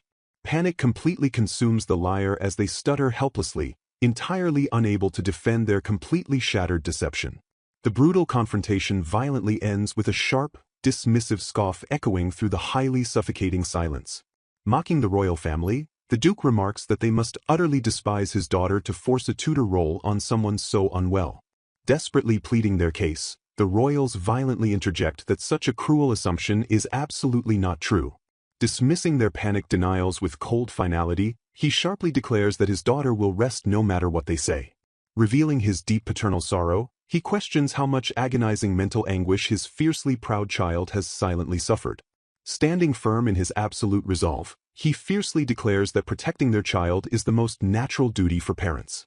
Turning his back on the shattered royal authority, the imposing Duke confidently strides toward the heavy exit doors. Reaching out in sheer desperation, a royal weakly stammers for him to wait as their final lifeline slips away. A heavy, resounding slam violently echoes as the massive door shuts, severing the royal family's last thread of hope. The grand hallway stands ominously empty, leaving behind only the crushing weight of the Duke's legendary, terrifying wrath.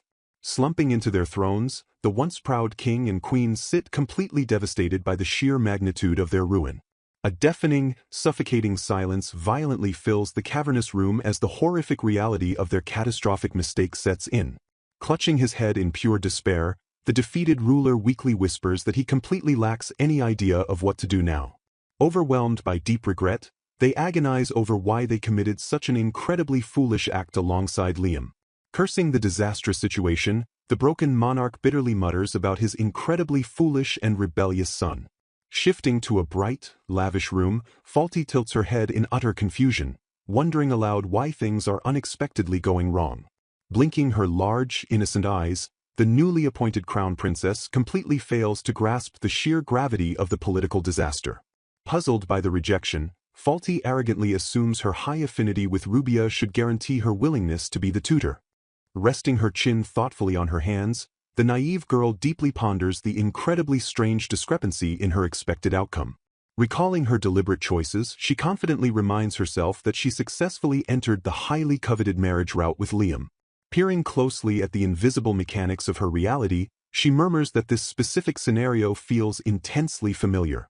A glowing interface materializes in her mind, revealing her current timeline as the incredibly elusive Grand Harmony route. Vibrant game screens flash past, highlighting the incredibly convoluted path she meticulously navigated to achieve this precise ending.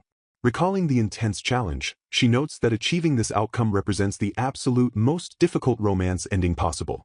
Clinging to her skewed logic, she insists that the path perfectly concludes with every single character's absolute, joyous approval. Frowning at the sudden friction, she wonders why conflict exists when it was supposed to end peacefully even with her rival Lupia. A tiny fracture of terrifying doubt violently pierces her delusion as she tentatively questions if she is truly right. Shadows momentarily darken her innocent expression as the terrifying reality of unscripted consequences slowly bleeds into her mind.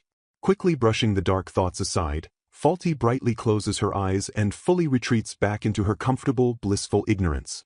Driven entirely by selfish desires, Faulty's ultimate goal was simply to be loved by all and spend a blissfully perfect time. Sparkling auras violently radiate from her smiling figure as she completely immerses herself in her perfect, artificial fantasy world. Blinded by her incredibly shallow victory, the foolish girl never even considered what horrifying realities would happen after the ending was reached. The narrative violently snaps back to the palace as an ornate door handle sharply turns, signaling an incoming arrival. Striding confidently through the towering doors, Crown Prince Liam carelessly enters the highly tense and suffocating royal chamber. A deep, commanding voice suddenly cuts through the heavy air, formally granting the arrogant prince permission to fully enter. Smiling with utter arrogance, Liam smugly wonders if it is finally time for his highly anticipated lessons in the ways of a ruler. Bowing with mock politeness, the oblivious prince casually excuses his sudden intrusion into the incredibly somber room. Stopping dead in his tracks, Liam's arrogant smirk violently shatters as he immediately notices the terrifyingly grim atmosphere. Towering stacks of emergency documents violently scatter across the desks, completely showcasing the massive political crisis rapidly unfolding. Staring in pure, unfiltered shock at the chaotic disaster, Liam frantically asks his father what in the world is happening. Glaring down with furious intensity, the deeply exhausted king harshly orders Liam to answer their crucial questions first. Staring down at his highly foolish son, the deeply exhausted king firmly confirms that Liam must now carefully answer their most crucial questions. A heavy, incredibly terrifying silence completely suffocates the grand hall as the crushing royal interrogation slowly prepares to officially begin. Breaking the agonizingly thick tension, a stern royal authority figure sharply declares that the severe and unyielding questioning shall now commence. A highly serious official ruthlessly interrogates His Highness, sharply questioning if the oblivious prince is already entirely aware that the crown princess's budget has been severely reduced. Completely shocked by the sudden, highly devastating financial blow, Liam frantically yells for them to wait and aggressively demands an immediate explanation. Furious and entirely bewildered, the highly arrogant prince loudly questions why his incredibly precious royal budget would ever face such a devastating cut. The strict official coldly dismisses the outrage as entirely natural, prompting Liam to desperately demand the highly concealed, real reason. A deeply suffocating and agonizing pause violently crushes the prince's arrogant demeanor, leaving him profusely sweating in sheer, terrified anticipation. Violently shattering his delusion, the minister reveals that the incredibly wealthy Carmen ducal house previously provided massive, additional budget donations back when Lady Rubia was the candidate. He firmly explains that His Grace the Duke personally offered a staggering sum to ensure his highly beloved daughter possessed suitable means to form powerful ties with the royal family. These highly immense, staggering funds were meticulously prepared to serve exclusively as the incredibly lavish, official crown princess's budget. The official sharply reminds the utterly foolish Liam that since Lady Rubia is no longer the candidate, the powerful ducal house has absolutely no need to fund the royal family. A completely pathetic, strangled gasp of absolute bewilderment violently escapes Liam's pale lips as the highly horrifying financial reality finally sets in. Mercilessly twisting the sharp knife, the advisor heavily emphasizes that this massive additional budget came entirely from the powerful duke's own incredibly vast personal wealth. The highly overwhelming fortune was graciously given entirely because His Grace cherished his incredibly precious daughter Rubia so deeply and fiercely. Staring directly at Liam's highly dumbfounded expression, the official mockingly notes that the utterly oblivious crown prince clearly lacked any genuine awareness of this crucial fact. He terrifyingly reveals that the exact, highly staggering amount of the generous duke's donations has been meticulously preserved in a highly detailed written record. Concluding the absolute financial disaster, he ruthlessly declares that all currently remaining surplus funds will be immediately and forcefully returned to the enraged duke. Pure, unadulterated panic completely consumes the highly pathetic prince as he frantically shrieks about what will possibly happen to Falti's newly official crown princess budget. A freezing cold, highly dangerous echo of his highly pathetic question fiercely slices through the incredibly tense and totally suffocating royal chamber. The absolute, incredibly horrifying reality violently crashes down upon the trembling prince that the completely severed financial portion is entirely gone forever. Mocking his intense greed, the official sadistically suggests that Liam need only completely rely on the highly inexperienced new crown princess's own lowly family home.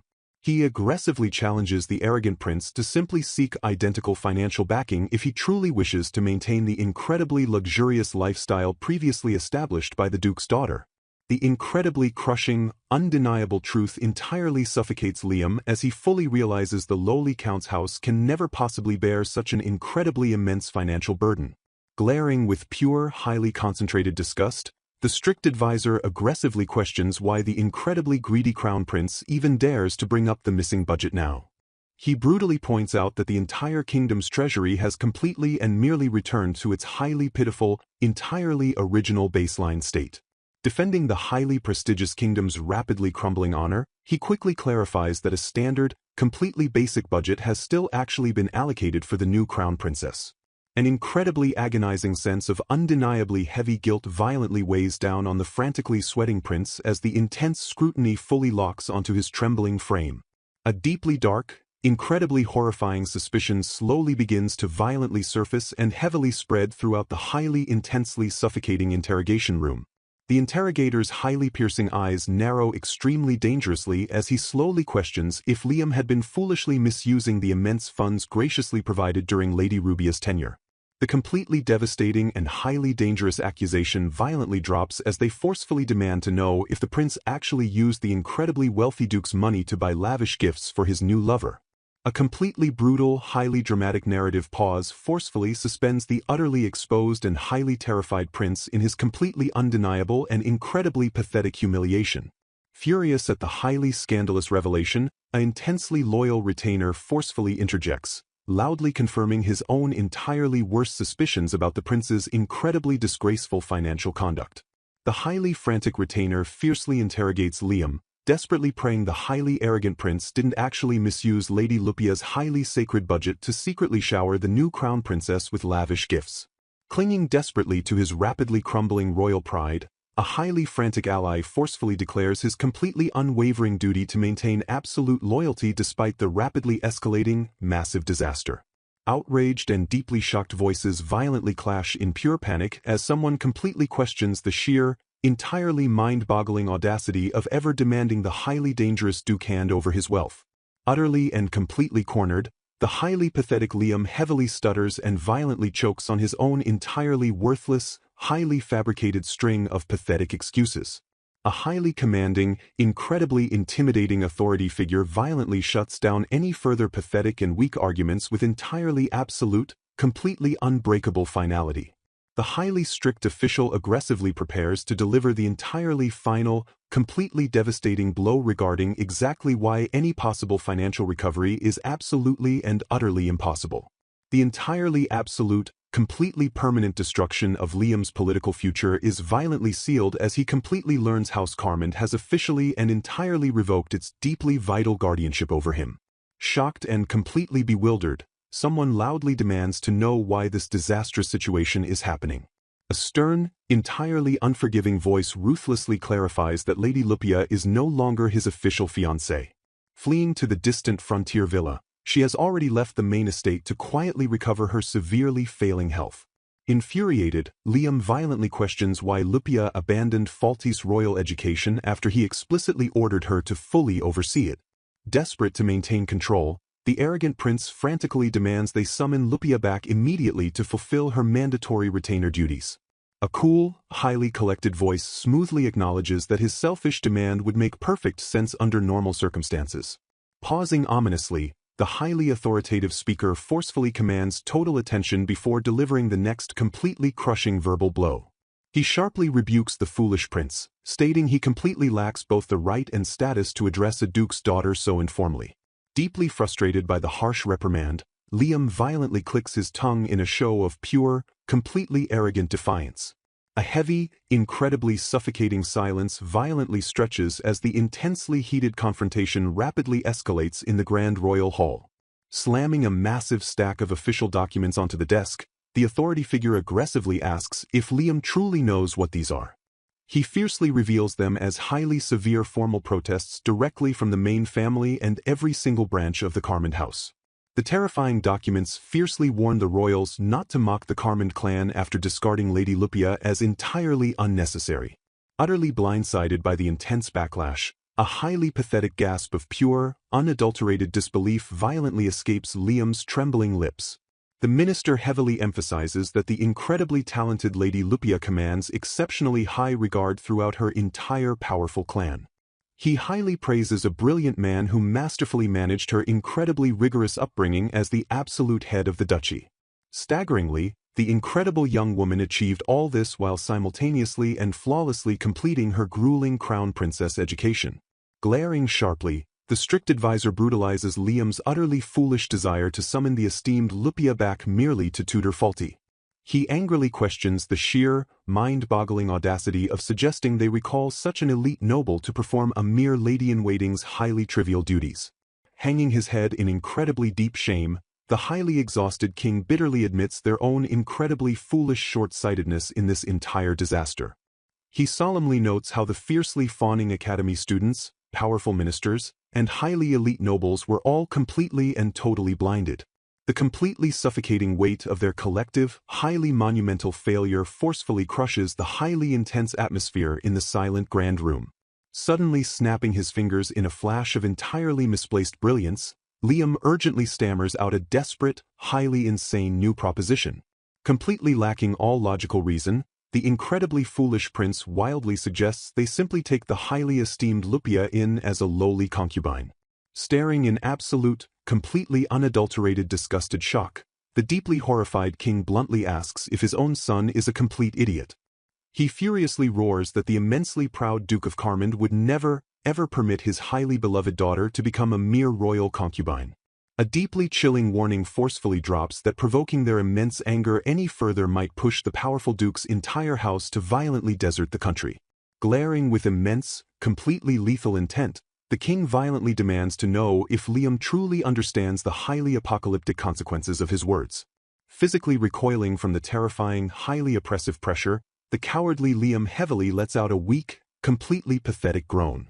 Narrowing his extremely sharp eyes suspiciously, the highly observant king finally realizes something is profoundly and completely wrong with this entire disastrous situation. Staring intensely at his heavily sweating, utterly incompetent heir, the monarch heavily notes that his son was never previously this incredibly reckless. Dark, highly ominous shadows violently swirl as an incredibly chilling, mind-bending new theory rapidly takes dark root in the highly tense royal chamber. Shifting his intensely piercing gaze, the king heavily admits that this highly terrifying, completely unnatural recklessness completely applies to them as well. He highly logically deduces that formally changing the prestigious crown princess should have absolutely required the incredibly strict consent of both highly powerful families.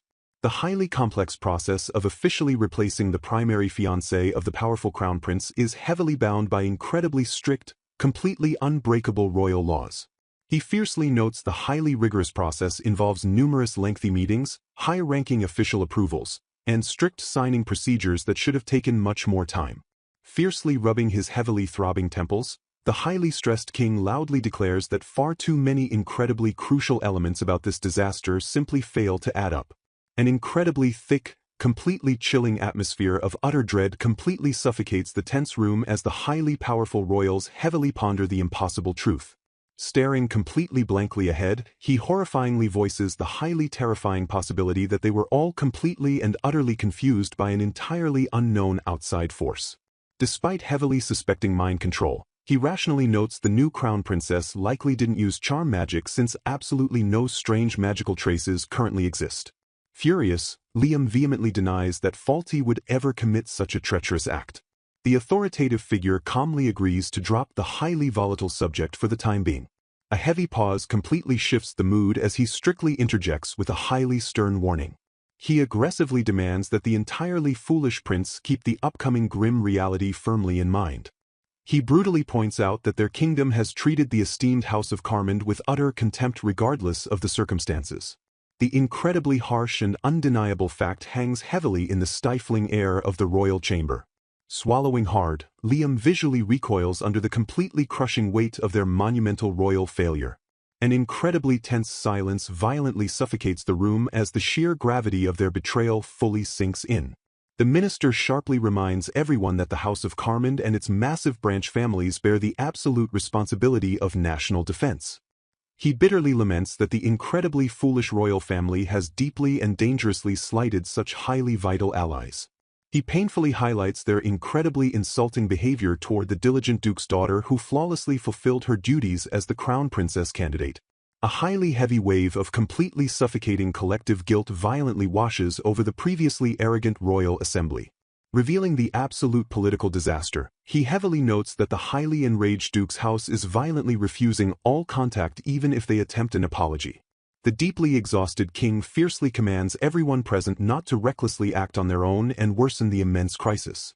The highly tense meeting ominously concludes as dark shadows violently swallow the once proud, highly powerful throne room.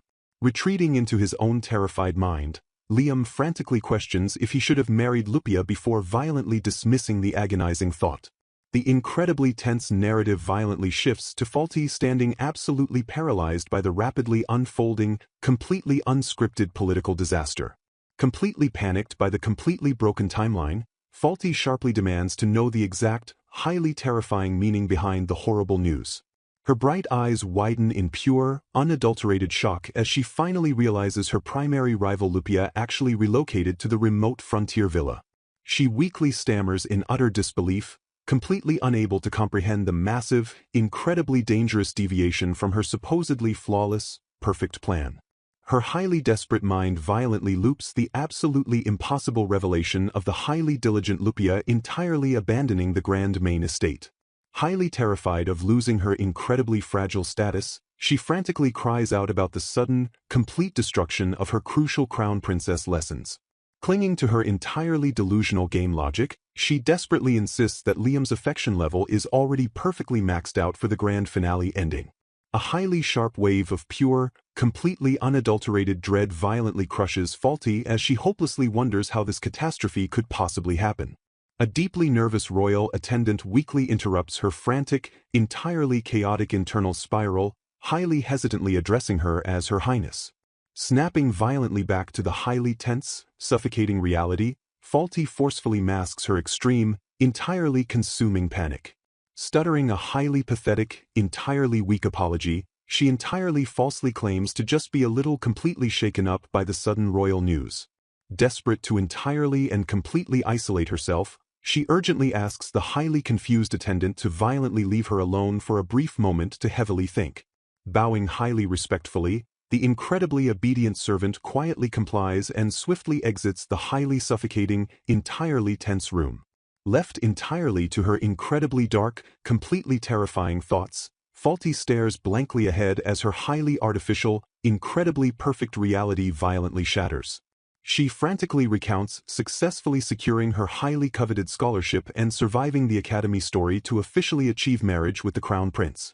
Vibrant flashbacks of her seemingly perfect, highly manipulated high school days rapidly and violently flash through her deeply terrified, completely chaotic mind. She desperately and highly aggressively clings to the rapidly dying belief that this absolutely flawless progression was the entire core premise of her incredibly grand destiny.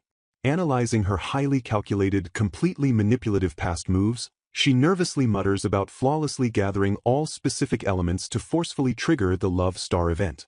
Deeply unsettled by the highly chaotic deviations, she entirely realizes that flawlessly hitting the grand finale ending makes the current massive disaster incredibly strange. She bitterly and violently complains that she even entirely befriended Lupia and scored near-perfect on highly difficult exams to perfectly lock in her golden route. A deeply horrifying, completely freezing chill violently strikes her as she entirely realizes she can no longer consult the will of God because she technically cleared the game.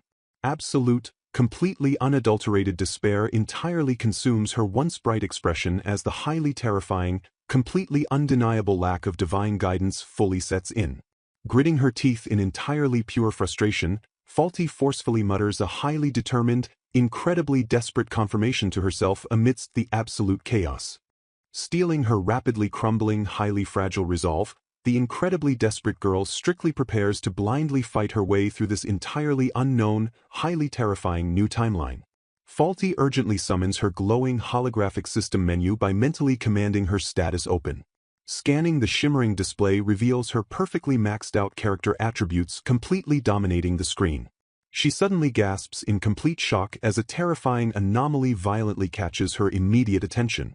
Staring in absolute disbelief, she notices that only Lupia's crucial affection level is entirely blacked out.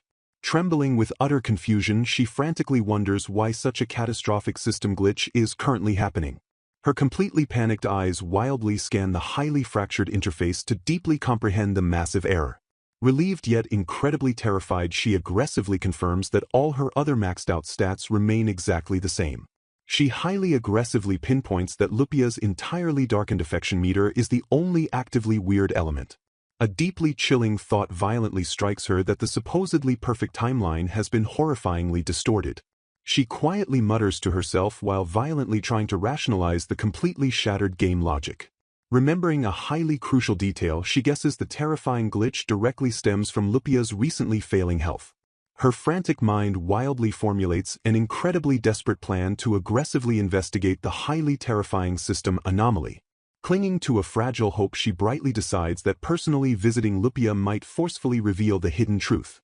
The incredibly tense narrative violently shifts to the highly vibrant title screen of the Otome romance simulation game Love Star. She reflects that the core story of this highly manipulative game is incredibly simple on the absolute surface. Flawlessly navigating the affection-raising routes to reach the true grand finale is extremely complex and deeply unforgiving. The game's highly dramatic plot officially kicks off exactly when the protagonist enters her highly crucial final academy year. Born strictly as a lowly count's daughter, the ambitious heroine boldly enrolls in the highly prestigious royal institution. Immersed in the academy, she quickly and passionately falls deeply in love with the incredibly handsome Crown Prince Liam. Their highly forbidden romance violently clashes against the incredibly massive divide in their highly rigid social status. Defying all highly restrictive royal laws, the star-crossed lovers violently overcome every brutal obstacle to reach their happy ending. In an incredibly shocking twist, she masterfully befriends the highly powerful Duke's daughter who was originally Liam's strict fiancée. Flawlessly executing the golden route supposedly allows all three of them to live peacefully and happily together hand in hand. A highly smug smile violently crosses Faulty's face as she deeply remembers her own incredible and highly manipulated ascent to absolute power. She bitterly recalls starting out as absolutely nothing more than a completely ordinary student with slightly better than average grades. Her utterly boring reality violently shattered the highly dramatic day she suddenly heard a deeply mysterious voice. An immensely powerful divine entity dramatically declared her the chosen heroine, leaving her in complete and absolute shock. Initially highly skeptical, she cautiously followed the incredibly strict academic instructions aggressively echoing inside her frantic mind. Following the highly divine cheat codes, she aggressively tackled incredibly difficult exams with absolute and completely flawless precision. Astonishing everyone, her previously highly mediocre grades violently skyrocketed straight to the absolute top of the elite academy. Blindly obeying highly specific divine prompts, she meticulously added exactly 20 grams of sugar to perfectly target Liam's sweet tooth. The highly calculated final piece flawlessly locked into place, completely sealing her highly manipulative master plan. Achieving the absolute ultimate victory, she officially became the Crown Prince's highly esteemed fiancée and practically the reigning queen.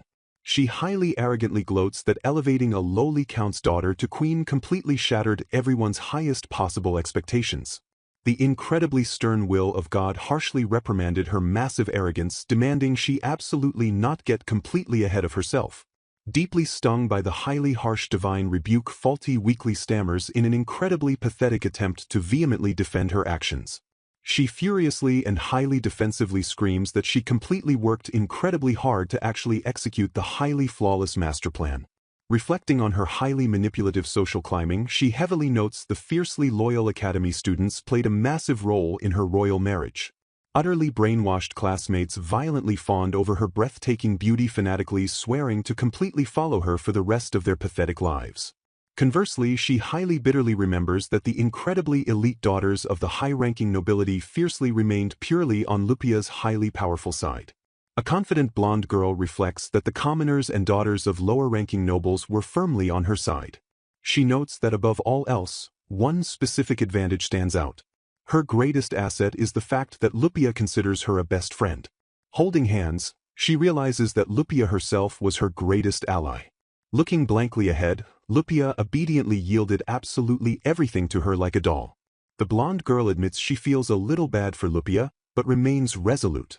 With a crazed smile, she celebrates her incredible luck. She considers reconciling with her rival to be an action taken exactly as the will of God intended. Clenching her fist, she declares she couldn't just let this perfect opportunity slip through her fingers.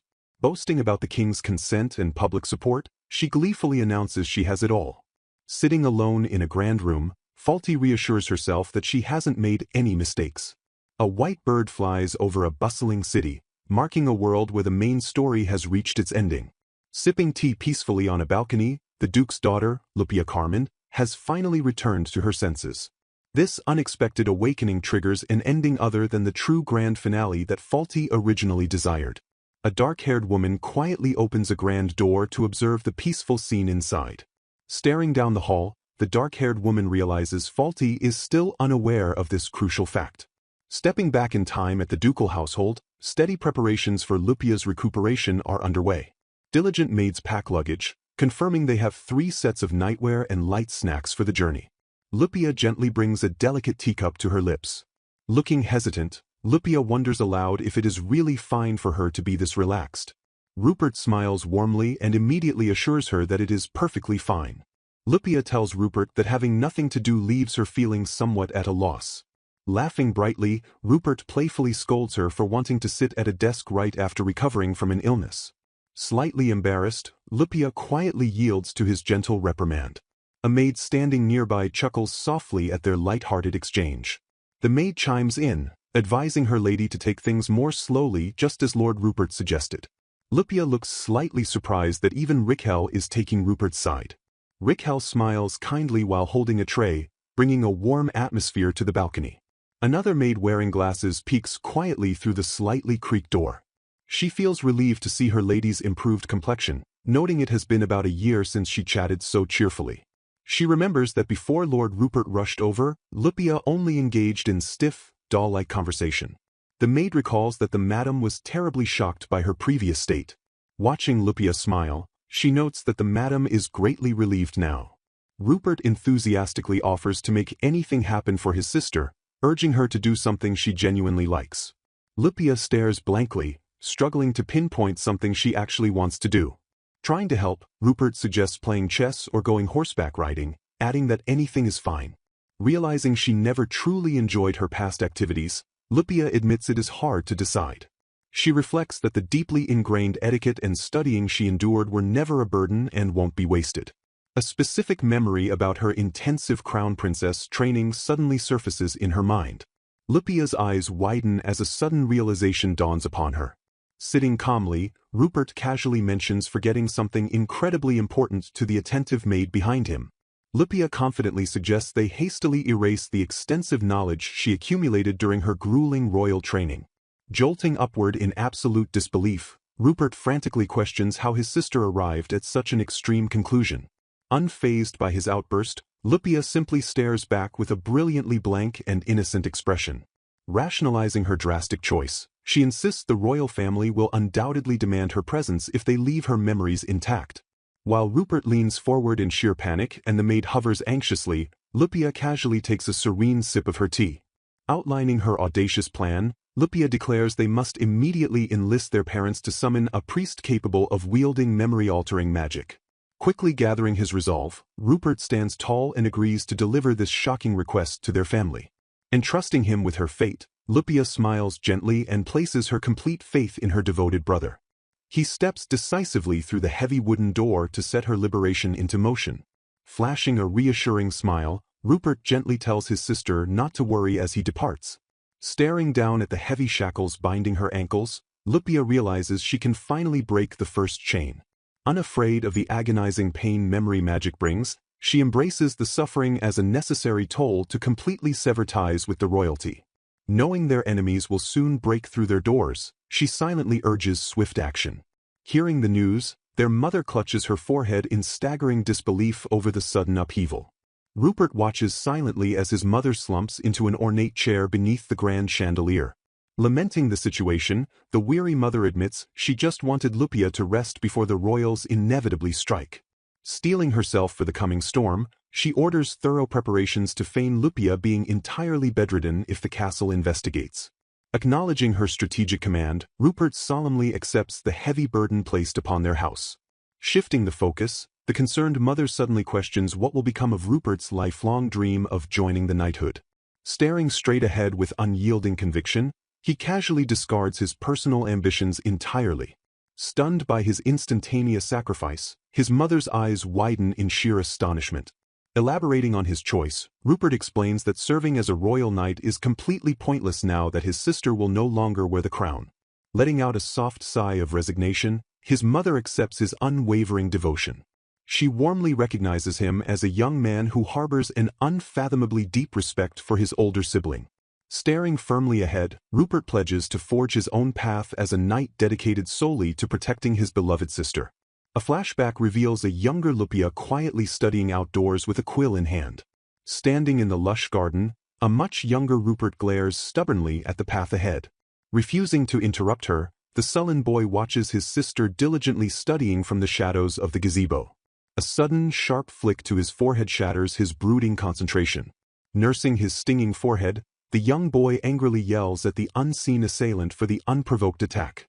Wide-eyed and rubbing the sore spot, young Rupert processes the sudden disciplinary strike. Returning to the present, Rupert angrily reflects on how the foolish crown prince discarded his sister for the illusion of true love. Recalling the astonishing events of the day, he marvels at the very first words that escaped his sister's lips after the betrayal. Overwhelmed by her sheer resilience, he finds himself deeply admiring her unbreakable spirit. He remains awestruck that her immediate reaction was to boldly demand memory-erasing magic. Recognizing her immense sacrifice during training, he understands why she successfully secured her position as the next head of the house.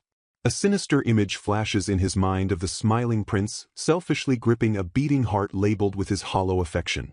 Turning to his mother, Rupert proudly declares his relief that Lupia escaped marriage to a man entirely incapable of realizing her true worth. Smiling gently at her fiercely loyal son, the mother wholeheartedly agrees that Lupia now possesses a boundless array of beautiful futures ahead of her. Bathed in the eerie glow of the magic circle, the priest begins the solemn ritual to erase the royal memories. A blinding burst of magical energy erupts from the intricately drawn runes beneath her feet. Radiant light engulfs the darkened room as the spell takes full effect around her. Shadows stretch across the floor while the oppressive weight of the magic fills the air. Kneeling at the center of the arcane array, Lupia remains completely unmoving. Swirling winds of pure energy surge violently upward as the magical process reaches its absolute peak. Staring intently at the young noblewoman, the presiding priest solemnly calls out to Lady Lupia. Bracing himself for the final incantation, he sternly asks if she is truly ready for the agony ahead. Without a single trace of hesitation in her resolute voice, she firmly confirms her readiness. Blinding pillars of white light shatter the darkness as the memory-erasing spell strikes her mind. The intense magical pressure completely envelopes her kneeling form in a radiant vortex. Swirling geometric patterns of the ritual circle glow intensely as they siphon away her royal knowledge. Arcane energy violently lashes out like ethereal lightning across the cold stone floor. The sheer force of the magic tears through her consciousness to sever her deep-rooted memories. Enduring the horrific mental strain, her delicate frame trembles under the overwhelming power. Blistering waves of magical heat distort the very air around the shimmering ritual circle. The blinding luminescence peaks as the priest pushes the perilous spell to its absolute limits. Scorching light floods the chamber as her mind is forcibly rewritten by the volatile arcane forces. A sudden shockwave of magical recoil blasts outward from the epicenter of the grand ritual. Grasping her aching head, she violently fights against the agonizing mental tear ravaging her brain. The immense pressure of the spell nearly crushes her spirit as the memories are mercilessly ripped away. Watching from the sidelines in absolute terror, Rupert desperately screams out for his sister. Commanding absolute discipline, a harsh voice fiercely orders the frantic boy not to move an inch. Gripped by sheer panic, Rupert helplessly watches his beloved sister endure the torturous magic. The stern authority figure fiercely demands how she can ever become the next duke if she cannot endure this pain. Trembling under the crushing weight of the magical assault, she continues to hold her desperate ground. Tears welling in his wide eyes, Rupert quietly whispers her name in sheer desperation. The chaotic magical winds howl relentlessly through the incredibly tense chamber. Drowning out the surrounding noise, the violent storm of arcane energy reaches a deafening crescendo. Gasping for air, she chokes violently as the magical extraction aggressively ravages her consciousness. Clenching her teeth against the unbearable agony, she fiercely declares that she absolutely refuses to lose. A sudden surge of volatile energy ripples aggressively across the glowing magical circle. Fighting through the blistering mental pain, she fiercely vows to never surrender to the relentless torment. Clutching her chest in pure agony, she agonizingly feels as though her very being is burning hot. Suddenly breaking from the intense trance, a confused gasp escapes her trembling lips. The blinding magical light abruptly shatters into countless fading embers across the dark room. Drifting slowly toward the cold stone floor, her entirely exhausted body finally gives out. The intense magical array dims completely as the exhausting ritual comes to an abrupt halt. Staring in absolute awe at the settled dust, a voice triumphantly declares the memory erasure a complete success. Breaking free from his restraints, Rupert frantically rushes forward to catch his collapsing sister. Drifting into a calm silence, the blinding magical aura finally dissipates from the grand chamber. Gripping his sister's chilling hands, Rupert lets out a weak laugh as relief washes over his trembling body. Gazing upon the completed ritual, the weary priest admits he never expected to perform this ancient art during his lifetime. Rushing to her side, the emotional father praises his beloved daughter for bravely enduring the agonizing ordeal. Caressing her face gently, he gratefully declares that she is finally free from her heavy burdens. Whispering with her remaining strength, Lupia weakly confirms her success to her tearful parents. Suddenly panicking, Rupert screams out for his sister as her eyes flutter shut. Collapsing completely, her frail body goes entirely limp in her terrified brother's arms. Frantically assessing the grim situation, the horrified father shouts that Lupia has lost far too much blood. Despite the terrifying aftermath, Lupia would undoubtedly consider this chaotic moment a true state of peace. Escaping the suffocating grasp of the royal family entirely makes any physical toll completely worthwhile. 3 quiet days slowly pass as the tense household diligently monitors her fragile recovery. A heavy wooden door suddenly swings open as a figure steps into the sunlit room. Resting peacefully in her expansive bed, Lupia's critical condition finally stabilizes into a gentle recovery. Although the grueling memories of her royal training are gone, a lingering shadow remains in her mind. The stinging humiliation of her wasted efforts and fake friendships continues to silently haunt her. Glaring at the ceiling, she fiercely remembers the bizarre voice of the mysterious system that ruined her life. Pondering her next crucial move, she decides to consult Rupert about this strange system anomaly. Pushing her blankets aside, the determined noblewoman resolves to act swiftly before their enemies can regroup. Recalling his schedule, she heads confidently toward her brother's room on his rare day off. Pausing outside his chamber, the sound of a heated argument suddenly stops her in her tracks. A furious female voice aggressively berates Rupert for hiding the tragic events concerning her beloved sister-in-law. Defending his silence, Rupert desperately argues that Lupia's agonizing state was entirely unbearable to witness. Pushing the heavy door ajar, Lupia steps into the room and immediately interrupts the explosive argument. Startled by her sudden appearance, Rupert firmly acknowledges the fiery young woman beside him as Vernila. Standing tall with fierce pride, Vernila Altioni perfectly embodies the fiery spirit of the Count's third daughter. Spotting the recovering noblewoman, the fiery guest's anger instantly melts into an excited gasp. Dropping all formalities, Vernila enthusiastically declares that she rushed over immediately to check on her. Bounding forward with a bright smile, she warmly greets Lupia after their long time apart. Smiling softly at the energetic girl, Lupia graciously thanks her for traveling such a great distance. Leaning in astonishingly close, Vernila gazes at the noblewoman with sheer, unfiltered adoration. Utterly captivated by her elegant presence, the young girl whispers her absolute awe. Blinking in mild confusion, Lupia simply smiles at the unexpectedly intense affection. Unable to contain her overflowing emotions, Vernila suddenly lunges forward to tightly embrace her beloved sister-in-law. Frantically intercepting the tackle, Rupert desperately restrains his fiancée to protect his sister's fragile state. Pouting indignantly at the sudden block, Vernila sharply teases Rupert for being such a narrow-minded killjoy. Firmly established as Rupert's official fiancée, Vernila proves to be a lively addition to the somber household. Despite her playful youth, the brilliant 16-year-old efficiently manages several lucrative family businesses. Maintaining flawless composure in public, she expertly wields her friendly persona as a powerful social weapon. Beneath her charming exterior lies a fiercely guarded heart, resembling a magnificent rose fully armored in sharp thorns. Earning a majestic reputation, Vernila is widely celebrated throughout high society as the Azure Rose Lady. Masking the truth, the official story claims she was chosen as Rupert's fiancée solely due to the Carmond and Altioni families' lucrative business ties. Hiding a deeper motive behind her sudden visit, the elegant guest smoothly asks her sister-in-law how she is feeling. Smiling warmly at her concerned companion, Lupia confidently reassures her that she is doing much better now. Clasping her hands in sheer joy, Vernila enthusiastically exclaims that this news is absolutely wonderful to hear. Shifting the conversation's tone, the young lady cautiously brings up the drastic use of the memory-erasing magic. Confirming the spell's success, Lupia states that all exhausting memories regarding her crown princess training are completely gone. Shattering her royal chains entirely, she boldly declares that the crown prince no longer holds any valid reason to summon her. Nodding in quiet understanding, Vernila absorbs the profound weight of her sister-in-law's absolute liberation. Dropping her friendly facade, the young lady announces she will now speak officially as a representative of the Altioni family. Fixing her gaze with intense seriousness, the brilliant noblewoman prepares to deliver crucial political intelligence. Intrigued by this sudden formality, Lupia calmly asks the formidable count's daughter to reveal her urgent message. Delivering the alarming news, Vernila reveals that the king and crown prince are aggressively attempting to contact Lupia. Processing the inevitable royal harassment, the former candidate simply acknowledges the grim warning.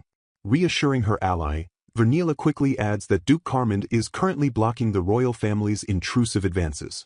Grasping the fragile nature of their shield, they both silently realize the Duke's blockade cannot hold forever. Recognizing the unpredictable danger, the sharp-minded guest warns that there is absolutely no telling when the royals might break through. Pivoting swiftly toward a tactical solution, she begins outlining a clever countermeasure to evade the incoming threat. Leaning forward with unwavering confidence, the strategic prodigy prepares to unveil her meticulously crafted escape route. Proposing a brilliant detour, she suggests passing through the ducal territory to legally satisfy their travel requirements. Exploiting a clever loophole, Lupia realizes her father never explicitly ordered her to rest solely within the ducal lands. Thrilled by the cunning strategy, Lupia immediately accepts Vernila's perfectly timed proposal without a second thought. Dropping her serious demeanor instantly, Vernila excitedly insists they spend the upcoming time bonding closely together. Adding another compelling reason to her request, Lupia gracefully steers the conversation toward gathering vital information. Seizing the perfect opportunity, she asks her well-connected friend to detail exactly how the scandalous rumors spread through high society. Solidifying their alliance for the evening, Lupia warmly invites her future sister-in-law to stay the night. Struck by the sudden invitation, Vernila's eyes sparkle with overwhelming delight and uncontained excitement. Squealing with absolute joy, the ecstatic girl loudly accepts the offer to sleep over with her beloved sister-in-law. Watching her bizarre mood swing, a deeply annoyed Rupert bitterly regrets ever agreeing to this chaotic engagement. Rubbing his temples in total exhaustion, the weary brother quietly suffers through his fiancée's explosive affection for his sister. Glaring silently from the sidelines, he completely gives up on trying to control the energetic young noblewoman. Operating from the shadows, the formidable Altioni family serves as an incredibly powerful ally to the Carmond ducal house. Serving a hidden purpose, Vernila primarily became engaged to Rupert to act as Lupia's ultimate shield and spear at the closest possible position. Balancing massive responsibilities, the 16-year-old prodigy expertly manages the Count's multiple public businesses. Wielding true terrifying power, she simultaneously rules as the ruthless representative overseeing the family's entire underworld empire. Needing a specialized protector, the Carmond family specifically chose this formidable Count's daughter to safeguard their future. Forging an unbreakable pact, this strategic engagement perfectly benefits both powerful noble houses in their fight against the royalty. Playfully teasing her prepared guest, Lupia correctly guesses that Vernila had fully intended to stay over by bringing new nightwear.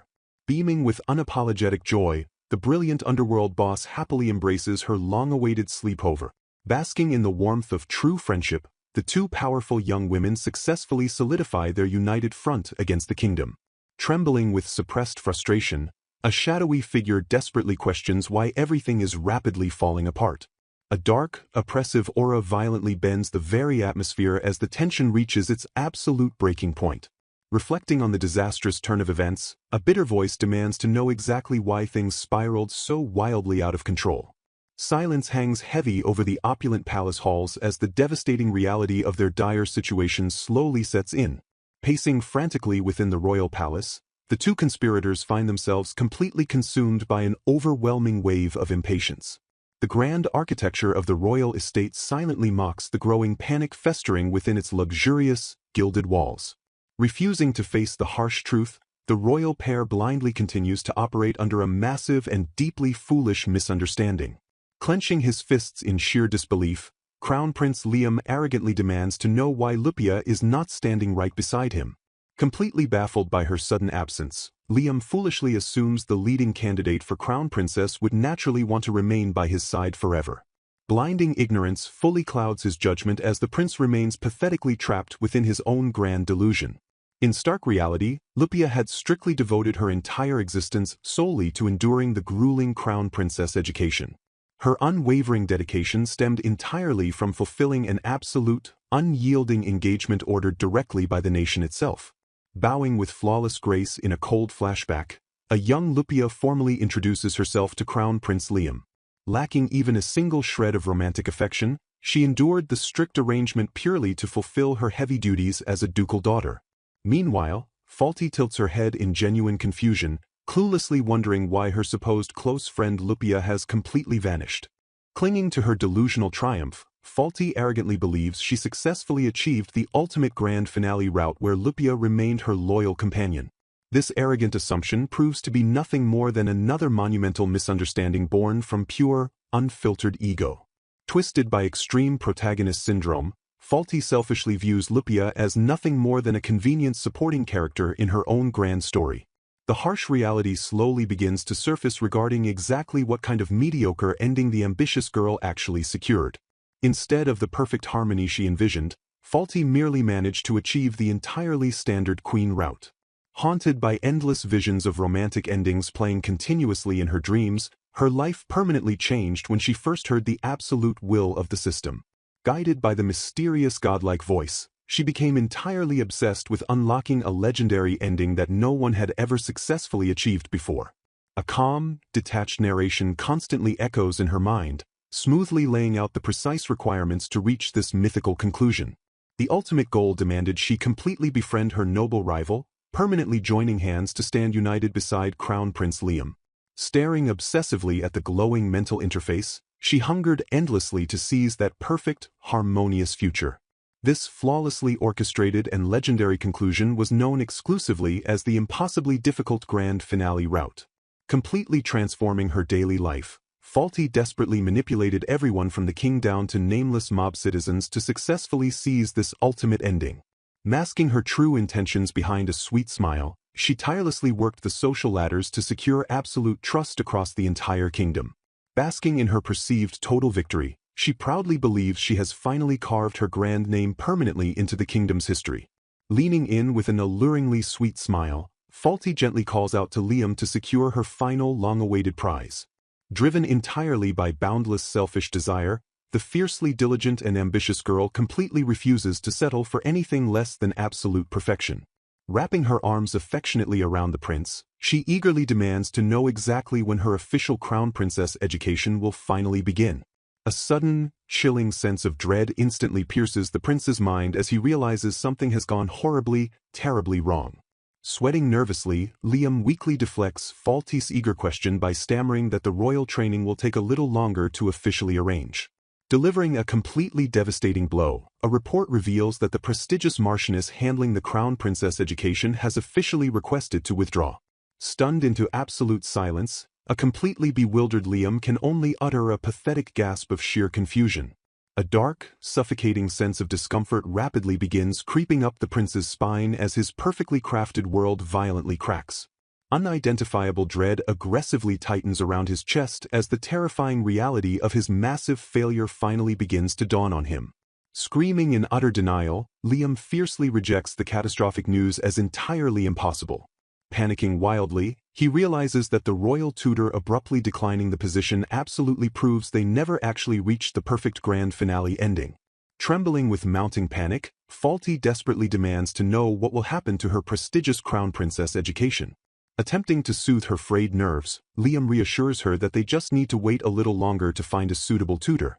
Nodding quietly, a visibly shaken Falty weakly accepts his hollow comfort. Clutching her head in pure bewilderment, the delusional girl frantically wonders how she managed to fail the legendary grand finale route. A calm narration ominously reveals the absolute, fatal mistake Falty committed during her ruthless social climb. A striking image flashes, showcasing the unbreakable bond between Lupia and her fiercely loyal sibling. The fatal error was completely ignoring the existence of Lupia's fiercely protective younger twin brother, Rupert. Blinded by ambition, Falty completely overlooked the impossibly high difficulty of befriending the extreme sister-lover without Lupia's direct introduction. Staring into the void, Falty stubbornly refuses to accept her massive failure after dedicating so much ruthless effort. Lowering her gaze in bitter defeat, she weakly mutters about her true, selfish desires. Masking her greed as simple ambition, she admits she merely wanted to see exactly how high she could climb. Devising a twisted new plan, she manipulatively suggests that a surprise visit might perfectly cheer up her supposedly sick close friend. Looking up with a sickly sweet smile, Falty eagerly asks the prince if they should go visit Lupia immediately.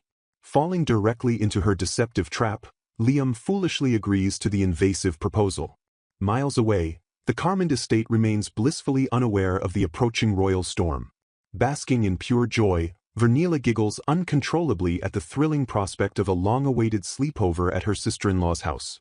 Pinching the bridge of his nose, Rupert bluntly points out that his bizarre fiancée is literally drooling. Staring incredulously at the young underworld boss, he demands to know why she becomes so hopelessly obsessed whenever Lupia is involved. Pressing her hands to her flushed cheeks, Vernila passionately declares that Lupia is the person she admires and respects above all others. Entering the room gracefully, Lupia quietly observes the chaotic interaction between the engaged pair. Blinking in gentle confusion, she silently questions the source of Vernila's overwhelming excitement.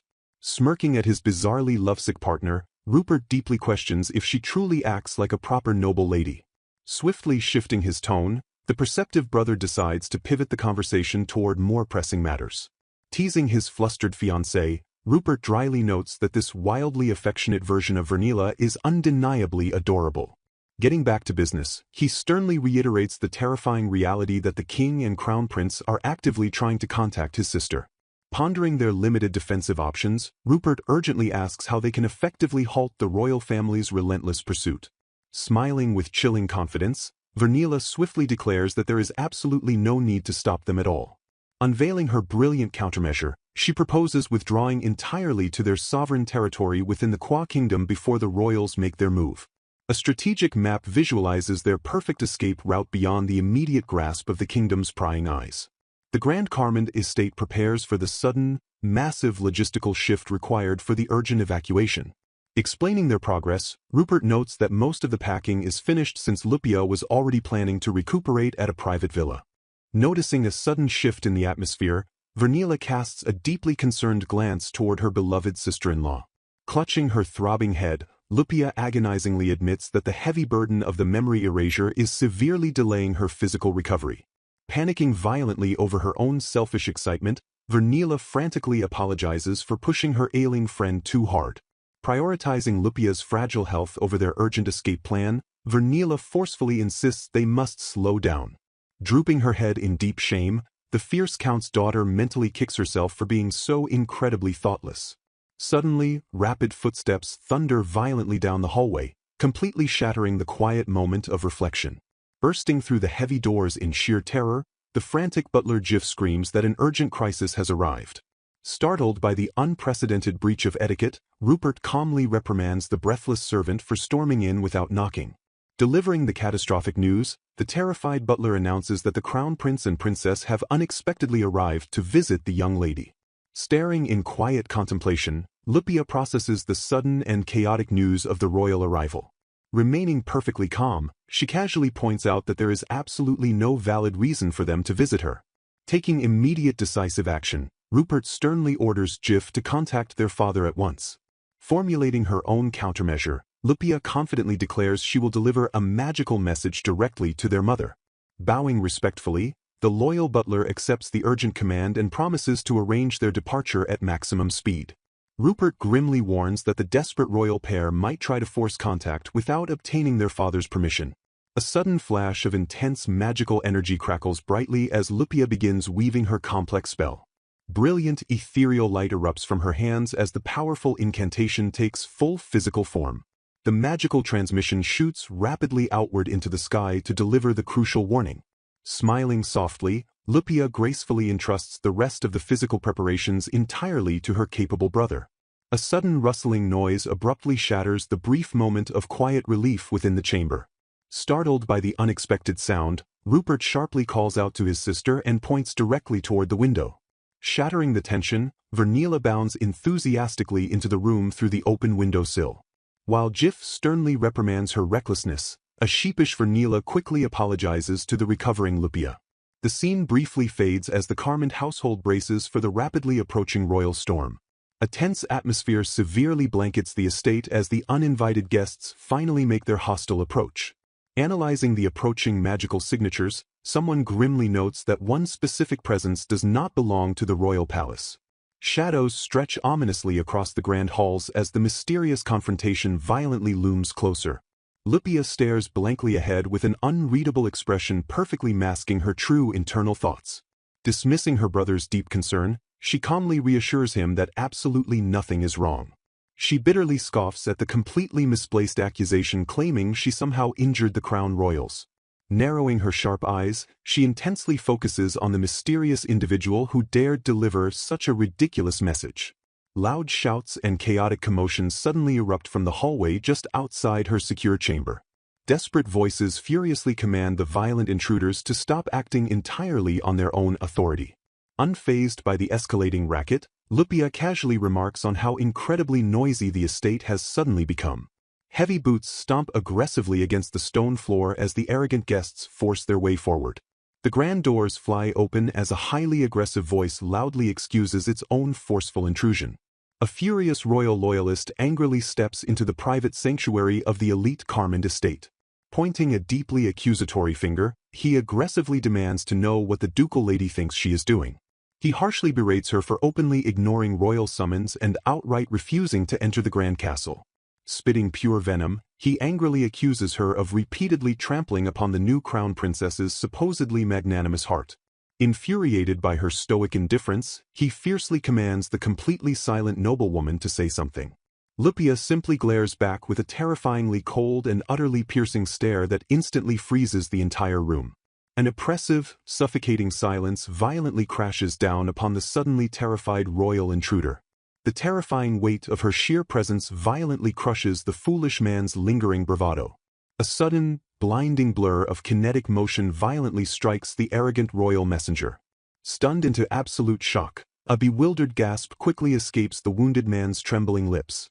He collapses heavily onto the polished floor while desperately gasping for precious, fleeting air. Clutching his bruised face, he furiously screams that launching a surprise attack is incredibly cowardly. Trembling under her chilling gaze, the thoroughly terrified loyalist stammers out a pathetic and broken threat. Staring coldly at the arrogant intruders, Lupia confidently declares that there is absolutely no need to even raise a hand against them. Stunned by her chilling confidence, the aggressive attacker gasps in sheer bewilderment. An invisible, crushing shockwave violently blasts the foolish men backward with terrifying force. They crash heavily onto the polished stone floor as the kinetic blast completely shatters their forward momentum. Trembling in sudden agony, the defeated attackers helplessly struggle to process the overwhelming magical counterattack. Looking down at the groveling fools, Lupia coldly recognizes them as the pathetic sons of Baron Genasmo. She casually remarks that she thought she had seen their unremarkable faces somewhere before. Her piercing, terrifying gaze brutally pins the trembling nobles to the cold floor of the Grand Hall.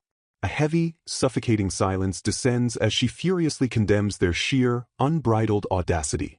She sharply reprimands them for daring to storm into her prestigious ducal household to commit such a farcical act. Stepping forward with visible murderous intent, Rupert fiercely glares down at the completely defeated intruders. A heavy boot aggressively grinds into the floor as the Carmen siblings begin to exert their terrifying political authority. The terrified sons gasp in absolute horror as an overwhelming wave of killing intent violently washes over them.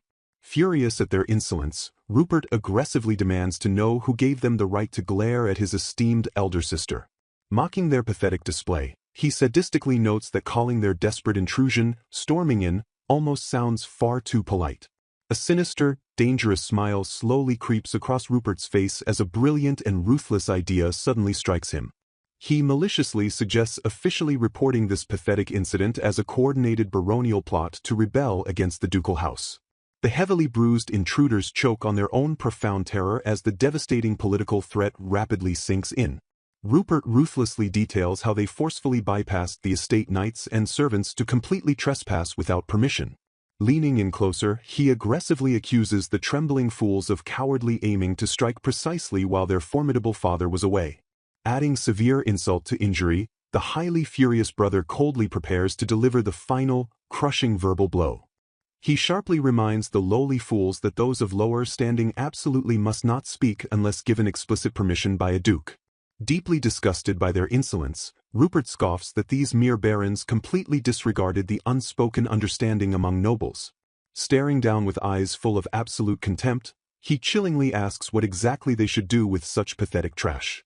Suddenly, the fully armored estate knights burst violently into the Grand Hall in a frantic panic.